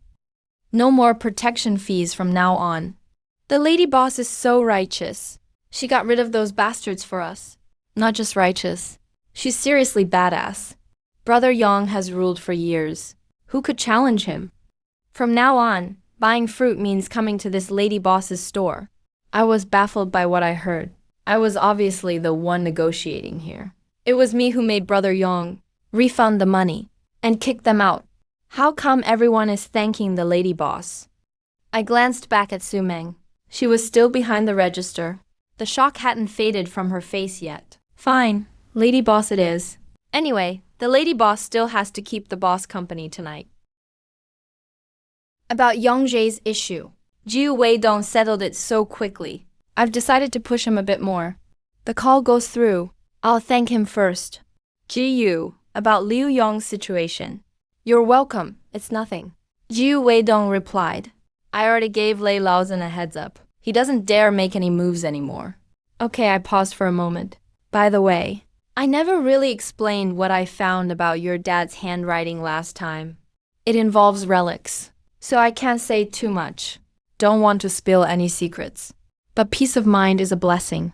Some things shouldn't be overanalyzed. Jiu Weidong was silent for 2 seconds. I got it. I'll tell my dad. Hung up the call. That's far enough. Whatever the Jiu family decides from now on isn't my concern. At lunchtime in the shop, a few of us gathered around a small table eating takeout. Luo Diandian was eating and scrolling on her phone at the same time. Suddenly she exclaimed, "My family's about to be relocated." This girl was brought in to help Su Meng with live streams. Local Ninghai girl. Major in media, lively personality. Always chatting and chirping. What relocation? Look news alert. She handed over her phone. I took it and read. The headline was huge. Renovation of Southwest Old Town begins. Binjiang Business District expansion. The news content was exactly what I mentioned at Liu Xinrong's dinner table last time. Spot on. Old Town relocation and Binjiang expansion. Predicted everything perfectly. I handed her phone back. Kept eating. Out the corner of my eye, I saw Su Ming was watching me. He didn't say anything, but I knew that look. He remembered that day too. I winked at him. He was startled for a second. Then he smiled, lips pressed together, lowered his head and went back to eating. Just then, sudden screech of brakes at the shop door. A black Benz stopped right at the entrance. The car door flew open. Liu Xinrong practically jumped out. Bro. He rushed in, taking big strides. Sweat still on his forehead. What's up with Liu Yuzu? You gotta help me this time. He plopped down across from me. Did you see the news about the Southwest District plan? Just saw it. Everything was spot on. He slapped the table. What you said that day was all spot on. The new mayor's first major project is Old Town renovation and Binjiang expansion. He took a deep breath. Bro, I'm under pressure now. I tapped the table under pressure even though you've got weight behind it. Exactly. The pressure comes from having weight. He was so anxious he kept rubbing his hands. Luanjing Group is hot property right now. But Old Town renovation isn't as easy as it looks. Relocation, resettlement, relics, business tenants. If anything goes wrong at any stage, anyone who's watching me could tear me apart. He lowered his voice. Recently, I used other plots, acquired from a few companies, swapped for quite a bit of Southwest District land. Back then, everyone laughed at me for being stupid. Now they're all jealous, just waiting for me to mess up. I listened without responding. The new mayor has already contacted me. Liu Xinrong continued. Mayor Wen asked me for a specific plan. I said I'd draft something to satisfy him ASAP. He leaned forward. Bro, this time you have to help me no matter what. I tapped the table, Liu. You have so many top executives at your company. Lots of talented people. A project like this needs the whole company's resources. I'm an outsider, can't really get involved. What do you mean can't get involved? Become our company's CEO. How does $1 million annual salary sound? I shook my head. I'm too used to freedom. I couldn't be CEO. All right, here's what we'll do. He was thinking quickly. You'll be our company's executive director. Act as the CEO. Once the Southwest District project is wrapped up. Bro, you can come and go as you please. I won't stand in your way. I smiled. I don't have shares in your company. Why be an executive director? He chuckled. Wanjie Hui side of things. I recently bought quite a few shares. All transferred to you. Then you use those shares to exchange for shares in Yuanjing Group with me. Simple as that. I was slightly stunned. That's an interesting offer. Wanjie Hui shares. If I get them, I'd be not just a tenant here, but a shareholder of the market. That's a huge difference. I thought for a moment, held up 2 fingers, 2 conditions. First, Wanjie Hui shares. Whatever the amount, that's the price. I'll buy at market value. I appreciate the favor, but don't short me on the money. He opened his mouth to say something. I raised my hand to stop him.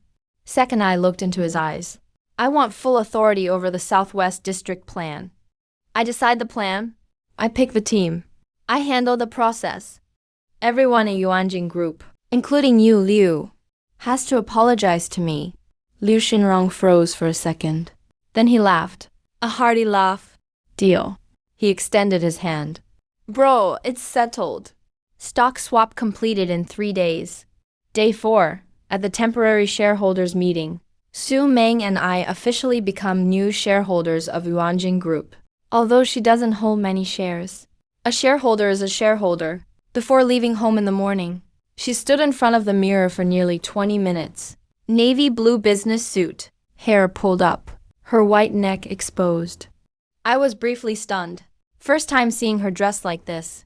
A real career woman. The shareholders meeting ended quickly. I became CEO. Su Meng sat in the back row, quietly watched the whole management team, waiting to meet people. Liu Xinrong finished speaking and wanted to pull Su Meng along. Sis-in-law, you're a shareholder too now. Come listen in. Su Meng looked at me, anticipation in her eyes. I nodded, let's listen together. The management conference room was full of executives. Familiar faces nodded in greeting. Strangers looked appraising, some with disdain. Especially in the seat to the left, a man with a square face, about 50, gave us a hostile look. Liu Xinrong whispered, Hu Quan, General Manager Yuan. With you here, he has less power. After Liu Xinrong announced my appointment, He emphasized, from now on, if my opinion contradicts CEO Chun's, CEO Chun has the final say. There was an uproar below. Hu Quan pressed his lips down. I stood up and gave a brief self-introduction. Sparse applause. Hu Quan didn't move. Just as I was about to sit down, he spoke up. CEO Chun isn't even 30 yet. CEO at this age. Never happened before at Yuanjing, right? Someone nearby agreed. Undergraduate degree, not even from the field. The real estate industry has high professional barriers. Mr. Chun is fully qualified. I didn't answer about the glasses. The executives take over the conversation. The Southwest District project involves demolition and renovation. The plan has been revised hundreds of pages. Mr. Chun is confident he can handle it. At this moment, Hu Quan stands up and stares at me. I have a specific question. There are 3 late Qing and early Republic buildings in the Southwest District renovation. They must be protected. During construction, underground pipelines will be modified and foundations excavated. One small mistake could cause subsidence and collapse. We studied this for a month. Mr. Chun has a solution. Everyone in the meeting room is looking at me. Su Meng's fingers gently clench. He can tell what's going on. This is a power move. If I can't explain it properly, no one present will be convinced by me. I lower my head and look at the blueprints. The locations of the 3 old buildings are clearly marked. Surrounding pipelines and foundations are also explained. Hu Quan has indeed put in work. I lift my head and give a faint smile. Time for Su Meng to see what her husband is really made of. Mr. Hu, that's a good question. I put the blueprint back on the table. But before I answer, let me ask you something. The plan is on its 6th version. The budget is 30 million. Continuous bridges will be built. Hu Quan is stunned for half a second. Yes, about 30 million. I changed the topic. Do you know this plan has a fatal flaw? His expression shifts slightly. What flaw? I pushed the blueprint forward. Late Qing and early Republic buildings. Their foundations are extremely shallow, less than 2 meters deep. You're drilling continuously down to 12 meters underground. You're going right through the foundation. After piercing it, the underground water channels will change. The foundation soil will erode. That's not protection. It's accelerating damage. Hu Quan's face changes. People in the meeting room start whispering. I lean back in my chair. My voice is calm and measured. That's the first issue. Now, the second issue. Of the 3 companies mentioned in the plan, Tiangong Construction and Hongda, and along the route, Yongcheng Pipeworks. I pick up the document and flip a couple of pages. The legal representative of Tiangong is surnamed Hu. He's your cousin. Among Hongda's shareholders, one is your nephew. Yongcheng Pipeworks was established less than 6 months ago. Its only partner is Vision. All their contracts are for early phase work in the Southwest District. The meeting room falls completely silent. Everyone's eyes turn to Hu Quan. His face turns pale little by little. You're slandering me. He suddenly stands up. It's normal business cooperation. My cousin has been in construction for over a decade. Why can't he bid? I look at him without speaking. Wait for him to finish shouting. Then I respond slowly. Mr. Hu, I never said they had any problems. Why are you so agitated? He chokes up. I turn to the CFO. Mr. Lee, please bring the financial reports of these 3 companies for the last 2 years. Liu Xinrong nods. Goes to get them. 3 financial reports are placed in front of me. I pick them up. But I don't open them. Just hold them in my hand and look at Hu Quan. Mr. Hu, you've been at Vision for 17 years. I have 2 choices for you. First, you resign now. I'll treat it as if nothing happened. I won't open these reports. Second, I open the reports. Then you'll not be facing me, but the legal process. The meeting room is deathly quiet. Everyone is waiting. He stands there, with both hands on the table. 1 second, 2 seconds, 3 seconds. He slowly lowers his head. I resign. I put down the reports. Take care, Mr. Hu. I scan the room. No one's brave enough to meet my eyes. Meeting continues. First hard action from the new boss. I fired Hu Quan. News of this spread throughout Vision that day. The impact was immediate. In the following days, policy rollout went incredibly smoothly. All departments were highly cooperative. Asked for data, gave data. Asked for personnel, gave personnel. No one dared to dodge responsibility. I led the team working non-stop for a week. Finally produced results. The plan took shape. That afternoon, I called the team together. Went through everything from start to finish. After the briefing, the meeting room went silent for a few seconds. Someone started applauding. The applause got louder and louder, and soon became a chorus. I scanned the faces, all tired from overwork. Smiled and went back to get some sleep. Dinner tomorrow. No one moved. An engineer rubbed his hands. Mr. Chun, can you explain one more time the layout of the underground utility tunnels? I didn't quite get it, but it sounded really impressive. I was amused and helpless. They've worked themselves dumb. But I know from this day on, Vision genuinely respects me. I brought the plan to Liu Xinrong. He flipped a few pages. Suddenly stood up. Bro, well done. Great, the project is a success. My life is worth it. He excitedly paced around the office. Made 2 rounds. But suddenly stopped. His excitement turned into worry. But, speak your mind. He rubbed his hands and sat down. First question. Will the city even approve it? Mayor Wen is new to the job. I'm worried he doesn't have the guts. I laughed. I'll work on his mindset. If that doesn't work, I'll go with you myself. Liu Xinrong looked a bit relieved, but his brows furrowed again. Second is, it's too much money. The budget is triple the original. We'll definitely need major loans. What if... I cut him off. If the budget goes up, the profit is higher too. Long-term profit is 6 to 8 times the original. I know that. He forced a smile. But what about the initial investment? How about the bank? No need for a bank. He was stunned. What? Phase 1 startup funds, over 100 million. Don't tell me you don't have that much money. Liu Xinrong thought he misunderstood. Over 100 million. From your plan, the initial stage needs at least 800 million. I gave a slight smile. I'll show you soon what true capital management is. Afternoon, small conference room at City Hall. Mayor Wen arrived with the heads of housing and urban planning. The director of the finance bureau was also present. We all listened to the report together. Liu Xinrong sat next to me. She seemed a bit nervous. Let's begin. Mayor Wen nodded. I opened my materials. I presented non-stop for 40 minutes. About 20 minutes in, the pen in Mayor Wen's hand stopped moving.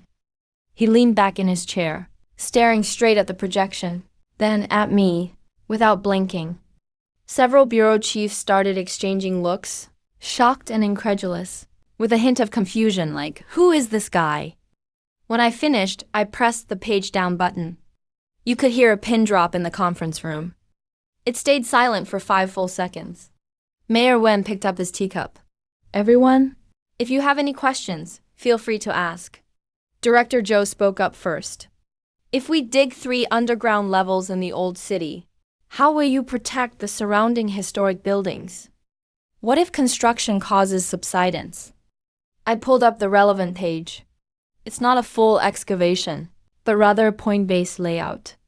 Commercial areas, parking, and utility corridors are handled separately. We'll use microshield tunneling technology to connect to the surface. The building foundations will be reinforced in advance. Each old building will have 12 settlement monitoring points installed underneath. All data will be uploaded in real time. Director Wu adjusted his glasses. There are 7 function zones in the Binjiang expansion. What's the basis for their layout? Could it lead to redundant construction? I smiled. The positioning is completely different. Then, I quickly finished explaining the positioning and strategy of all 7 zones. Director Wu had nothing more to say. Finally, Director Zhang of the Finance Bureau opened his notebook. "I have just one question. How much is the city going to pay? And how much guarantee is needed?" I smiled slightly. The city doesn't need to provide funds for this, Director. Not only does the city not need to provide money, it can actually generate revenue for the city's finances. Director Zhang's eyes lit up immediately. Mayor Wen put down his pen. "Let me ask you one question. Mass relocation has always been the toughest challenge. How can you ensure it will be completed on time? If all goes as planned?" I looked at him. After a few seconds, I spoke. "Mayor Wen, there's actually no need for relocation at the beginning." Mayor Wen was taken aback. "No need for relocation." "That's right. No relocation." Everyone in the conference room was stunned. Liu Xingrong shot me a bewildered look, desperately signaling with her eyes. Mayor Wen stared at me. "Mr. Chun, you plan to redevelop the old city without relocating residents? How will you do that?" I smiled. "Room swaps." Director Zhou frowned. "Room swaps?" I explained with a smile. "The sequence changes. We expand the Binjiang area first, then work on the old city redevelopment. The Binjiang new area will break ground first, with all residential, commercial, and office buildings built to high standards. Once it's finished, the city will issue new policies, giving city government workers, residents, and business owners from the Southwest Old District priority for swapping to new homes." I paused. "The order of the swaps will be decided by lottery. If you're drawn, you trade your old home for a new one. The price difference is settled based on area. That difference is calculated at cost, much lower than market price." The room went quiet for a few seconds. Director Wu's eyes widened. "You mean they'll move out voluntarily?" "Yes." I nodded. "We won't relocate anyone. They'll want to move on their own. The conditions in the old district are what they are. What do you get in the Binjiang new area? New homes, new environment, new amenities, and the price difference is not high. If it were you, wouldn't you move?" Director Zhang asked. "What about those who don't want to move?" "The willing will leave first, and those who remain will be easier to negotiate with." I smiled. "With fewer people left, their demands get simpler. We can negotiate with them later. The difficulty of relocation will drop by 80%. Director Zhou was speechless for a moment, then finally managed to ask, "What about civil servants? Do they get the same benefits?" "Yes, civil servants will go first. That way, the public will be encouraged. They'll definitely be the first batch to swap homes." After I finished, I looked around the room. No one said a word. Everyone just stared at me, like they were looking at a monster. I could read the subtext in their eyes. Is that even allowed? Mayor Wen stood up. Asked for the plan. We'll discuss it further and get back to you as soon as possible. He walked us downstairs, all the way to the car. Before I got in, he shook my hand again, lifting his other hand and patting my shoulder twice firmly. He didn't say anything, but I got the message. The plan was approved quickly. The teams at Yuanjing Group were reorganized. We started work at full speed. I worked nonstop every day, reviewing blueprints, holding meetings, coordinating resources, everything moving according to plan. But what I didn't expect was, this plan would first expose the biggest Ponzi scheme in Ninghai's history. That afternoon, my phone rang. Su Meng's voice was frantic. Dad from Zui Sheng is in trouble. I put down my pen. Brother, he just called. Said Dad got scammed by that project he invested in. She spoke very quickly. Now we can't find him, and the money's gone too. Dad was so stressed he got hospitalized. I'm heading to the hospital right now. After hanging up, I called Su Hai directly. He sighed. It's that housing for pension project, organized by some retired official. He said there were internal spots, and you could get interest every month. They really did pay out for the first few months, so Dad was pretty happy. He paused. But a few days ago, someone who knows who, damn them, came up with this home swapping lottery, claiming the city was giving priority for civil servants and old city residents to get new homes. When Dad heard this, he panicked, since his old home was pledged to that project, which meant he couldn't swap. He and a few others went to find that retired official, wanted to withdraw. The guy said no problem, could redeem any time. But when they went back a couple of days ago, the guy was gone. The place was empty. Couldn't reach him by phone. The project office was locked up too. Su Hai's voice was choked. Now everyone's panicking. A whole bunch of people called the police. You know how Dad's temper is. The moment he heard the money was gone, he passed out right there. I fell silent for 2 seconds after hearing this. Got it. I'm heading over now. Hung up the phone. Leaning back in my chair, I rubbed my nose. What a mess. The plan I made for Mayor Wen, giving city civil servants and Southwest Old District priority for home swaps, once word got out, had an unexpected effect. Originally meant as a benefit for city workers, now it brought together residents and business owners from the old district. Those people aren't fools. Of course they want to swap. Everyone was thinking about retrieving the homes they pledged to that official, so they could join the swap. They all rushed to redeem. That's the biggest weakness of a Ponzi scheme, a run on funds. The money had already been moved elsewhere. Where did the money come from for the redemption? Of course that old cadre would run.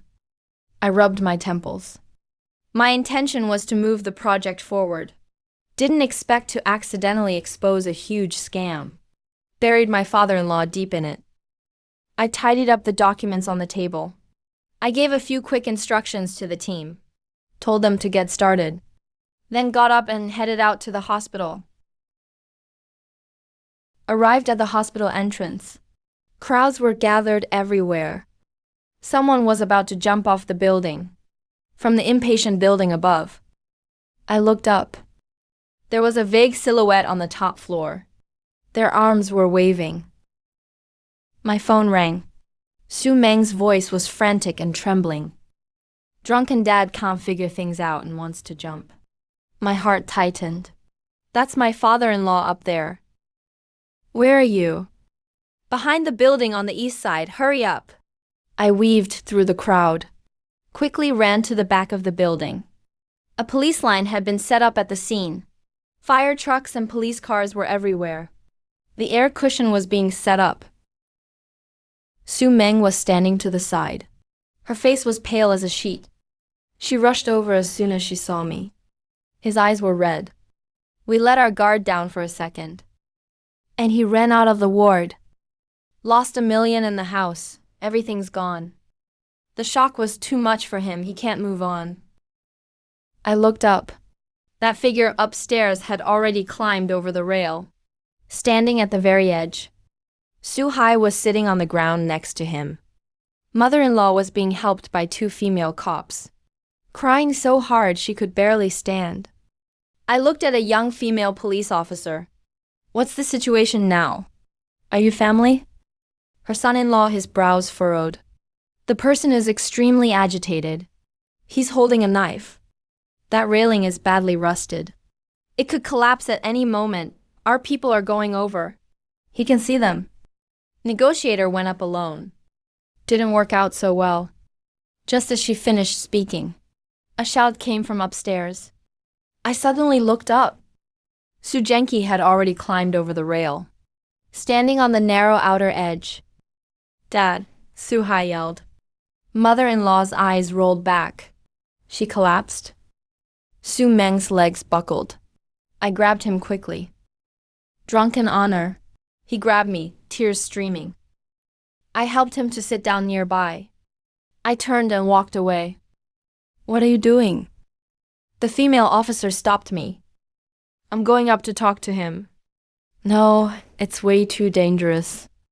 I have a way. I stepped around her, ran straight to the stairs, raced up to the roof. The wind on the rooftop was strong. The negotiator stood 10 meters away. Hands raised, Mr. Su, you can earn back the money. If you lose your life, nothing else matters. Sujenki had his back to him, standing outside the rail, waving the knife. Don't come closer. Move again. I'll jump right now. I walked over, patted the negotiator's shoulder. I'm family, let me handle this. He paused for a second, then slowly stepped back. I took 2 steps forward. Stop, Dad. Sujenki's body shook. Slowly turned his head. Saw it was me. The bloodshot in his eyes got even redder. You came to watch me make a fool of myself? I came to watch you jump. He was stunned. Isn't that what you want? To jump? I stepped forward again. I'm just standing here to watch you jump. He was shaking all over. The tip of his knife pointed at me. Chan Zuisheng, I've fallen this far because of you. It's all your fault. I nodded. That's right. Because of me. I'm the one who told you to invest. I'm the one who told you to mortgage your house. I'm the one who made you believe that old scammer. He opened his mouth. Couldn't speak. I took another step forward. $1 million is gone. You want to lose your life too? Go ahead, jump. Is the money coming back if you jump? His lips were trembling. That's my life savings. So what? I cut him off. What about your wife if you die? What about your son? Your daughter is right below. If you jump now, she'll see it herself. Ever thought about how she live after that? The hand holding the knife shook. Dad, you've always wanted me to divorce your daughter. I slowly got closer. Now's your chance. You're holding a knife. I'm right here. Before you jump, cut me once first. Consider it your revenge. He glared at me. Don't you hate me? I spread my hands. Come on. You're not living anyway. Take me with you. End it all? You think I won't dare? He suddenly raised the knife. Screams echoed from below. I stood still and stared into his eyes. If you dare, come cut me then. Jump. At least you'll have a companion in the afterlife. Won't be lonely. His knife stopped mid-air.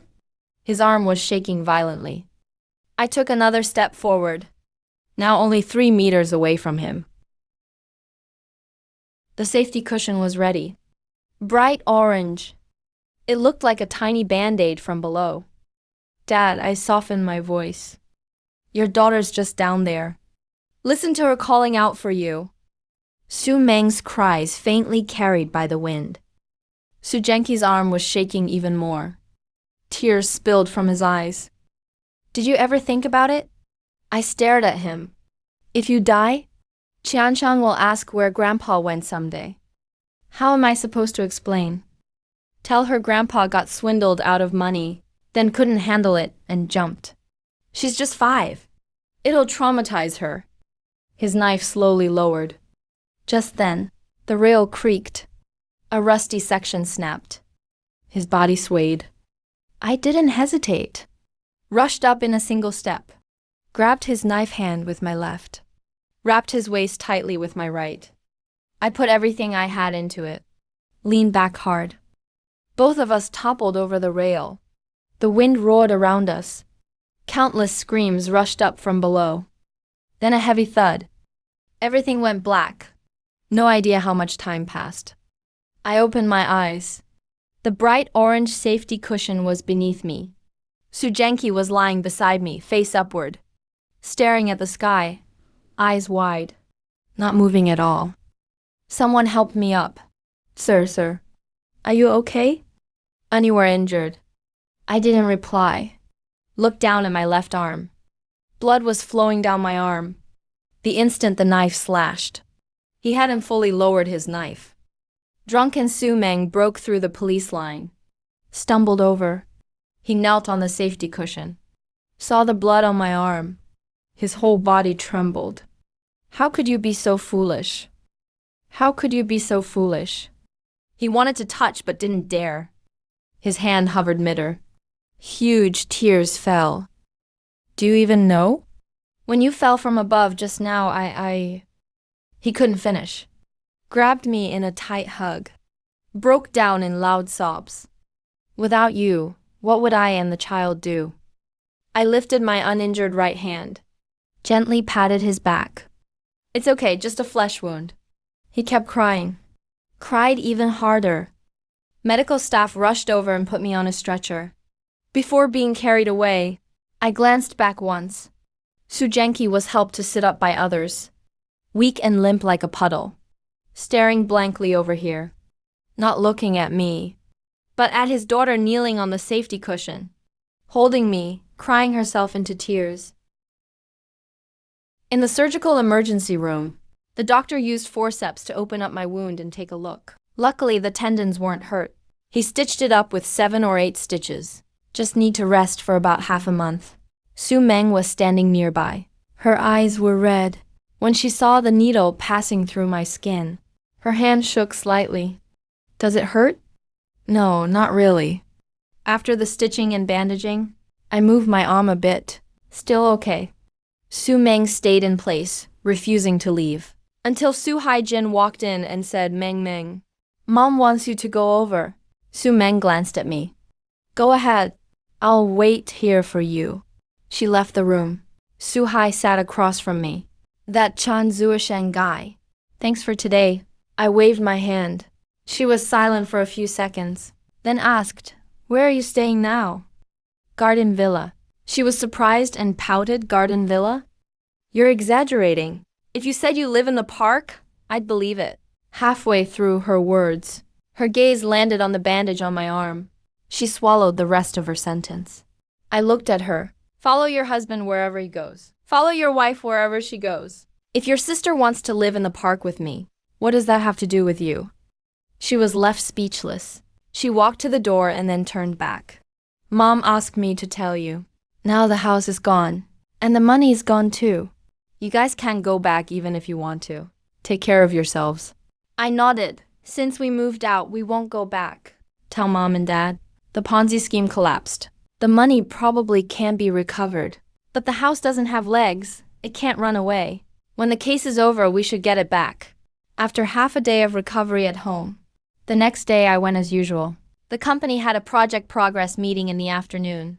Everything was moving ahead as planned. After the meeting, Liu Xinrong pulled me into his office. Bro, you need to think about the initial project funding. Only a little more than 200 million can be used in the account. According to your plan, the first phase needs 800 million to a billion. Should we get a bank loan? If we do get a loan, it would be best if Mayor Wen could give the bank a heads up. No need, I shook my head. I took out a piece of paper from my bag and pushed it in front of him. Help me open the accounts. Both domestic and international futures accounts. His eyes widened. Trading futures, huh? You know how risky that is? What if you lose? I said confidently, don't worry. I won't lose. If we make money, there's no need to talk to the mayor. Just tell me when the accounts are set up, Everything else, you handle as you see fit. 3 days later, all the accounts were set up. In the following week, I almost lived at the company, handled project tasks during the day, watched the international markets at night. Sometimes I'd be up until 3 or 4 in the morning. Su Meng felt so bad for me. On the first night, she brought a thermal container over. She opened the door and saw me staring at the screen. Put the thermos on the table. Drink the pork rib soup before you get busy again. I looked up at her. A little head peeked out from behind her. Dad, Mom said you're working even though you're hurt. I'm here to keep an eye on you. Kian ran over to my side. I smiled, all right. Supervise me. Su Meng sat down beside me. She frowned as she looked at all the colorful lines on the screen. Can you even understand all this? I smiled. Your husband has plenty of skills. That night, they stayed until 10:30. After that, they came every day. The food in the thermos was different every day. Liu Xinrong stopped sleeping at home too. He had someone tidy up a room next door. At night, he watched the trades with me. If he didn't understand, he'd just sit beside me and ask from time to time, "Anything happening?" I said, "Not yet." He kept waiting. On the third night, he called the admin manager over. Arranged for 2 shifts, triple salary for the night crew, to support President Chun here. 20 minutes later, coffee and snacks were brought in. Liu Xinrong leaned back on the sofa muttering, "Even as chairman, I've never had this kind of treatment." I ignored him and kept watching the screen. CFO Mr. Li came to me about this matter. He said earnestly, "President Chun, 200 million is not a small amount. High leverage, high volatility. If you make a single mistake, you could lose the principal overnight. The company is advancing the Southwest project. If we lose these funds, the project's progress will be affected. Bank credit will be troubled too." He made a good point. I smiled. I know everything Mr. Li mentioned, but you don't understand my strategy. Just watch and see. Liu Xinrong was silent for a few seconds, then waved his hand. "Do it President Qian's way." Mr. Li took a deep breath, nodded and left. On the 6th night, the lines on the screen finally started to move. I watched those numbers closely, tapped lightly on the keyboard. Liu Xinrong leaned in. "It's starting. It's about time." He nodded. Waited so many days. Finally, it's here. The market is moving. I stared at the screen, started typing on the keyboard. Liu Xinrong leaned in. "How is it?" I said, "Don't rush." Opened the trading interface. Began placing short orders. 10 million, 20 million, 50 million, placed in batches. He watched the fluctuating numbers. His Adam's apple moved. No drop the first day. A rebound on the second day. Short orders showed floating losses. He couldn't sit still, was pacing around the room. The atmosphere was very tense. On the third night, I watched the screen. Liu Xinrong was lying on the sofa with his eyes closed. The door opened and a young girl walked in with a tray. Coffee and snacks neatly arranged. Liu Xinrong was startled awake. He looked at her, asked, "The new hire?"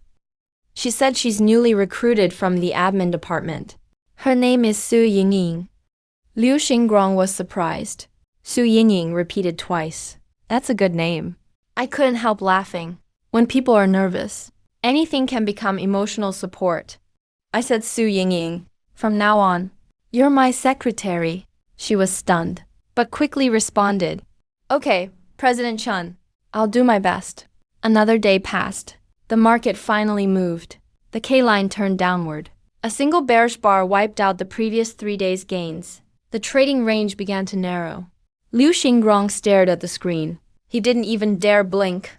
Closed in the evening. Accounts were flat. He let out a deep sigh, collapsed on the sofa and said, "Bro, my heart can't take this." I said, "It's just starting."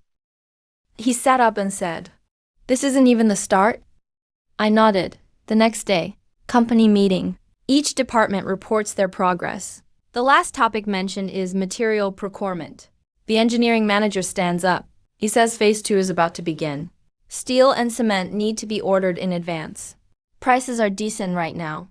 In another half month, they might go up. Liu Xinrong looks at me. I shake my head. Say, wait 3 more days. The engineering manager gets anxious. says Mr. Chun. Delays will only increase costs. If material prices go up, labor costs will rise too. I say. Wait 3 days, he opens his mouth. Looks at Liu Xingrong. Liu Xingrong waves his hand, says, listen to Mr. Chun. Meeting's over. The market is sluggish at night. Narrow fluctuations. Not much movement. Liu Xingrong leans back on the sofa. His eyelids grow heavier. Eventually, he falls completely asleep. I stare at the screen, feeling a bit sleepy too. The door opens softly. Su Yingying walks in with a tray. The moment the door opens, the numbers on the screen suddenly jump. A heavy red bar breaks right through the support level. My eyes light up. Here it comes. I can't help but turn and glance at Su Yingying. This girl seems almost mystical. As soon as the door opens, the market starts moving. Liu Xinrong wakes up in shock, rubbed his eyes and sits up. Asks, what's going on? I say, come look. He jolts up from the sofa, rushes to the computer. The numbers on the screen are jumping like crazy. One red bar after another smashes downward. The numbers in the account start doubling. 200 million becomes 400 million. 400 million becomes 500 million. Liu Rong's eyes are wide open, mouth hanging open. Not a single word comes out. He instinctively grabs the coffee beside him, takes a sip, winces from the heat. But his eyes never leave the screen. His voice trembles as he says, Bro, should we close the position? I think that's enough, right? I say, what's the rush?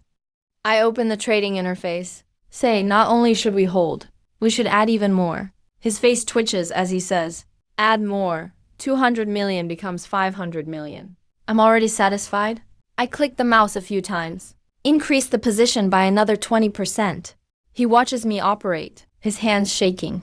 At the close of trading that day, the profit gives back a bit. Still 450 million left. But the position is even bigger. I pull out my phone, send a message to Su Meng. Transfer the 20 million in my account to the futures account. He quickly replies, transferred. Be careful. I smile, put my phone aside. Next day, during daylight, Liu Xinrong is restless all day. Barely gets through to 8 p.m. 9, 10 still not open yet. The market is already reacting early. Auction phase. Price gaps down right at the open, then keeps dropping. Liu Xinrong stares at the screen, like he's nailed to his chair, not moving at all. I open my account. Profit, 1.7 billion. He swallows hard, says, bro, are you still not closing? I say, not yet. He asks, how much are you aiming for? I look at the screen and say, a negative number. His legs buckle, almost slides out of his chair. One hand braces the table, steadies himself and says, negative number? Bro, are you serious? I say, seriously. He grips the table, slowly sits back in his chair, doesn't say another word, just keeps staring at the screen. Past midnight, price approaches 0. I start covering in batches, closing a portion of the short positions, locking in profits. The rest waits for the final drop. At 3:17 a.m., the price hits 0. Liu Xinrong suddenly stands up. My fingers fly across the keyboard. Last batch of shorts closed. Numbers on the screen freeze at 2.3 billion.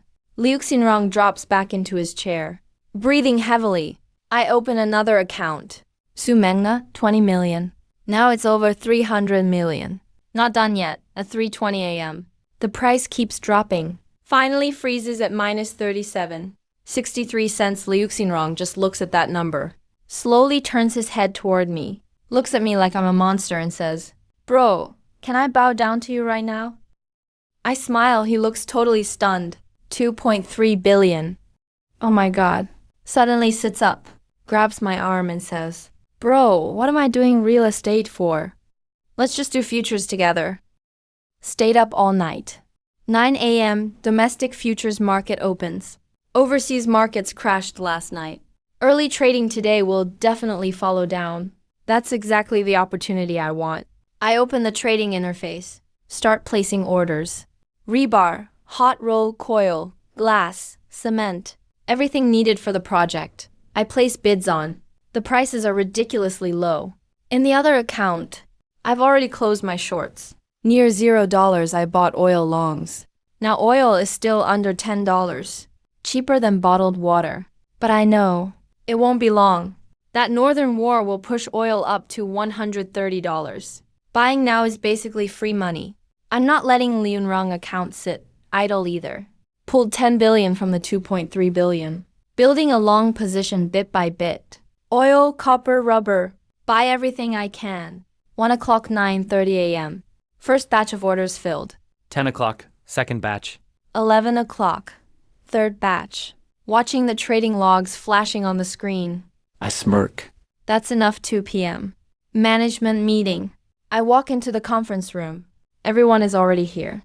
Liu Zhengrong sits at the head, beaming with joy. Mr. Chan is here.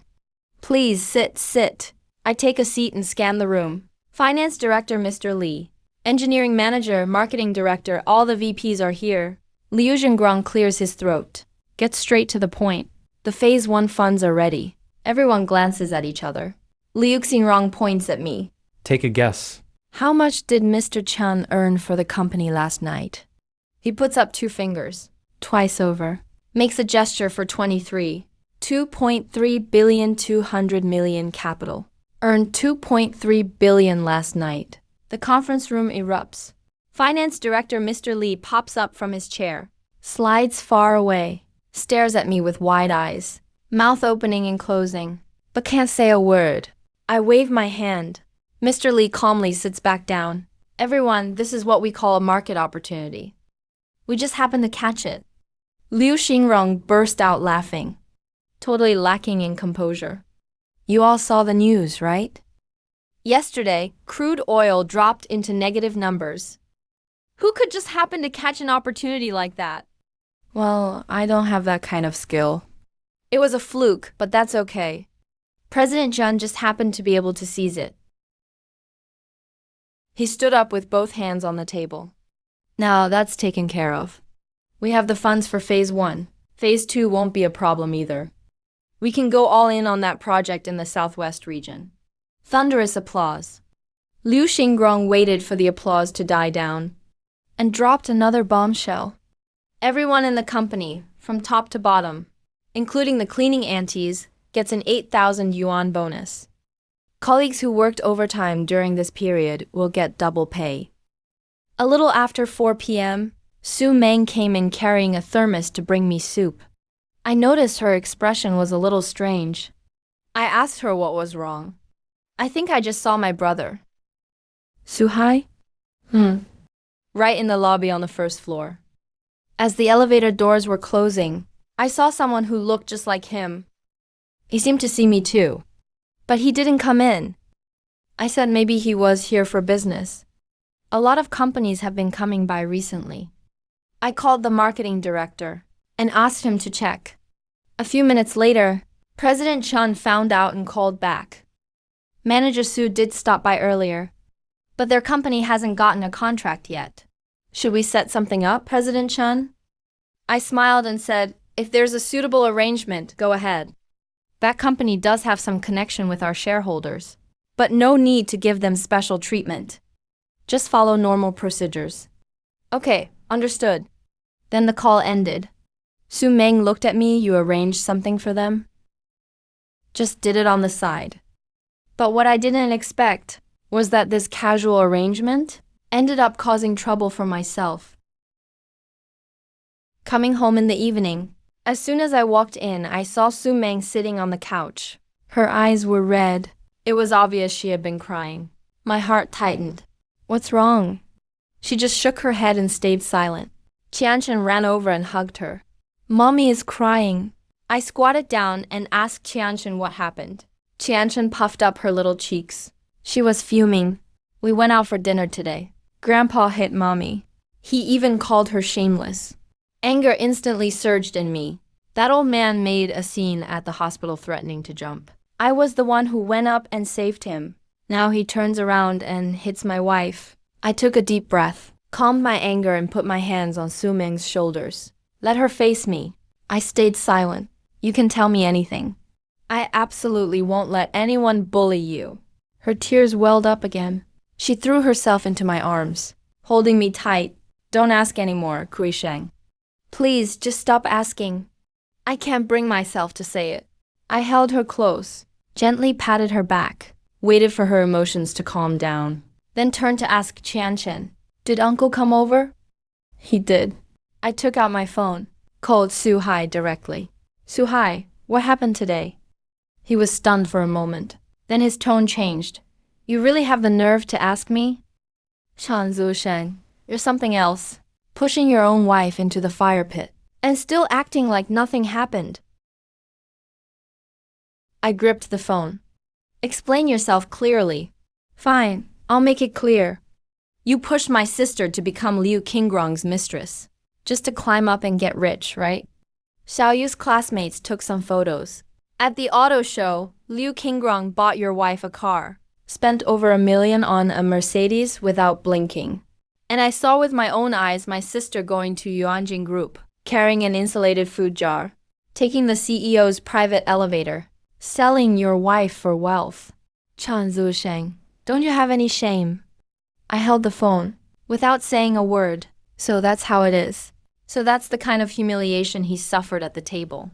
All those relatives looked at him that way, made snarky comments, and his dad slapped him in front of everyone, just because of a car, an elevator, a fabricated accusation."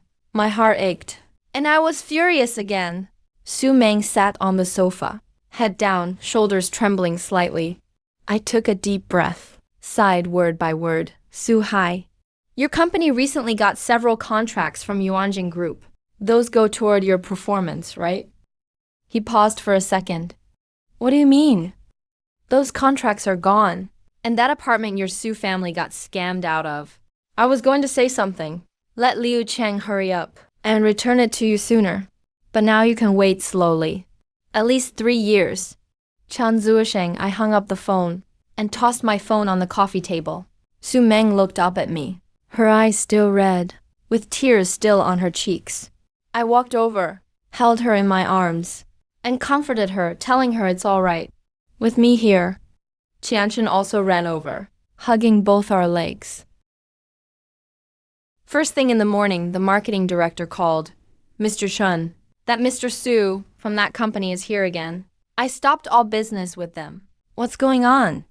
I sneered and said, "Just tell him. He offended our group's shareholder. Let him figure it out himself. If he can't understand, from now on, in Ninghai, their company won't get a single contract." Hung up the phone. I continued looking at the files. I could imagine the look on Su-hai's face after hearing that. Doing real estate marketing in Ninghai somehow offended a Yuanjing Group shareholder. What does that mean? Basically a death sentence in this industry in Ninghai. In the afternoon, the marketing director called again. "Mr. Chen, their company president is here too, along with Mr. Su." I said I was in a meeting and didn't see them. I smiled. "Just let them wait. Don't worry about it." The next morning, I had just sat down at the office. The marketing director's call came through again. "Mr. Chun, Mr. Su, and their president Yang are here again. What do you think?" I looked at the time. 9:30. Made them wait 2 hours yesterday. And they showed up first thing today. It must be really scared now. Take them to the big conference room. In the meeting room. "Mr. Chun, today's the suppliers meeting." "That's right, just have them join." The person on the phone paused for a second. "Understood." I hung up, tidied up the documents. On my desk, the Southwest District project. Yuanjing is the general contractor. Old city renovation plus riverside expansion. The scale is massive. Our company alone can't take all of it. Steel, cement, advertising, exhibitions. All suppliers need to come together today, so we can outline the rules. At exactly 10, I opened the big meeting room door. Inside, it was packed with people. I glanced around and spotted Su-hai and President Yang. They arrived late, so they could only add 2 chairs by the wall, which stood out awkwardly, hard not to notice. Su-hai's gaze fell on me.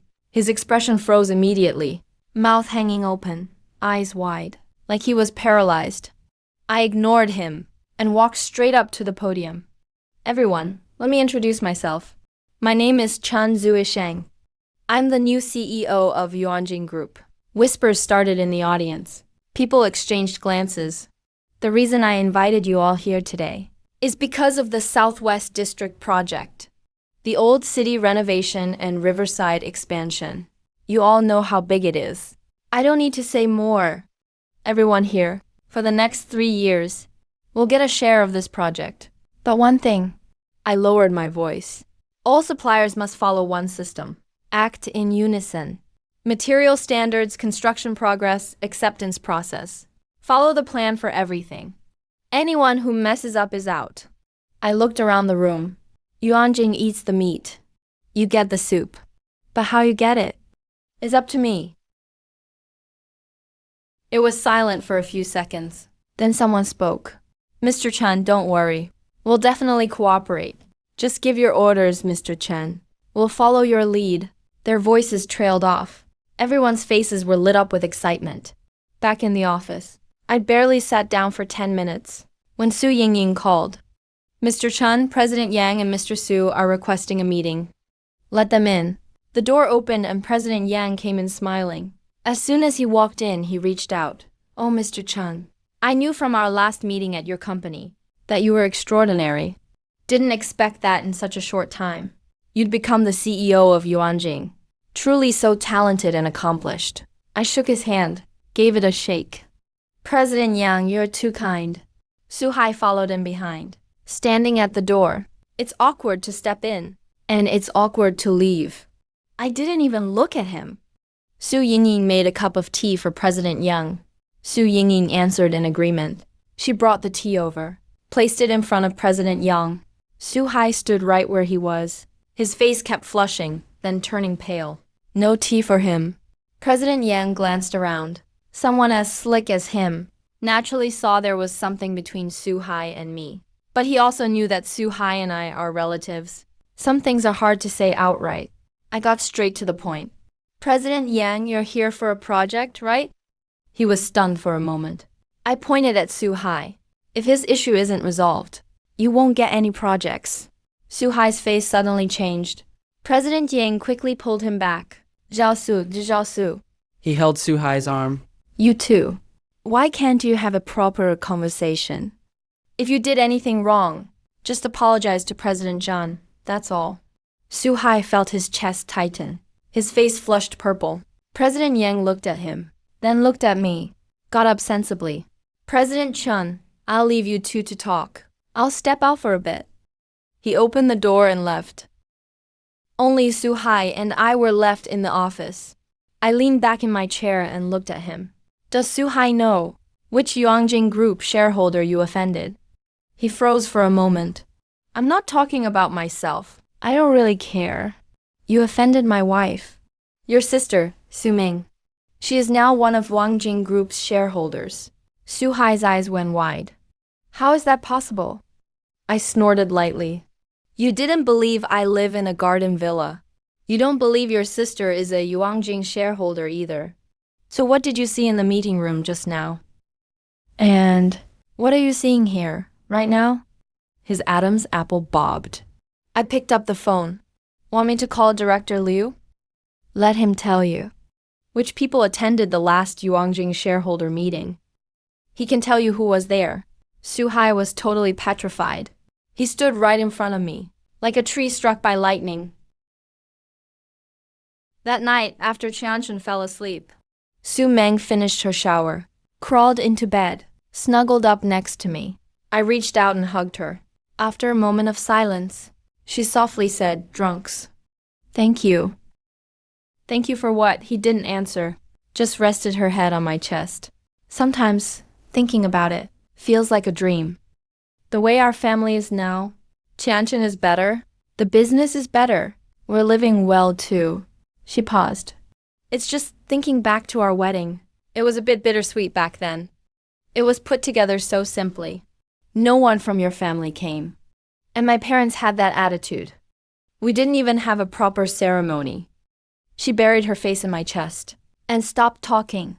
I held her and stayed quiet. But something stirred in my heart. When we got married, I hadn't been reborn yet. The original scumbag gambler didn't care about the wedding at all. Su Meng insisted on marrying me despite her whole family's opposition. Handled the shabby wedding all by herself. Now that she's saying this, I should make it up to her with a wedding. It'll be like marrying her all over again. Thinking of this, feeling her warmth against my chest, I actually started to get a little excited inside. Let's just do it. The next day was Sunday. I got up early. Su Meng was still sleeping. I kissed her forehead. Went straight to the oldest jewelry store in Ninghai.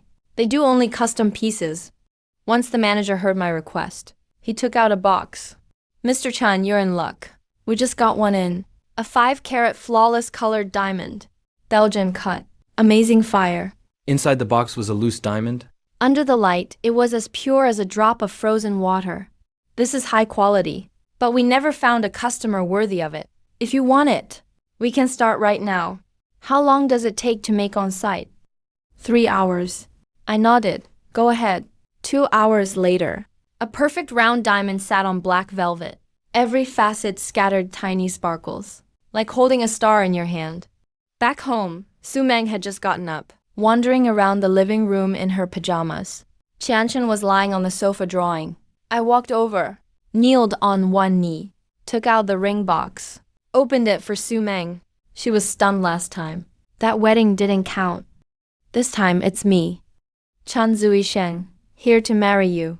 She covered her mouth. Tears poured out immediately. Couldn't speak, just nodded. Nodded like crazy. Qianchen jumped off the sofa to rush over. Mommy's crying. Daddy, did you bully Mommy? Su Meng laughed through her tears. He's not bullying me. She couldn't finish her sentence. Just hug me tightly. I slipped the ring on her ring finger, perfect fit.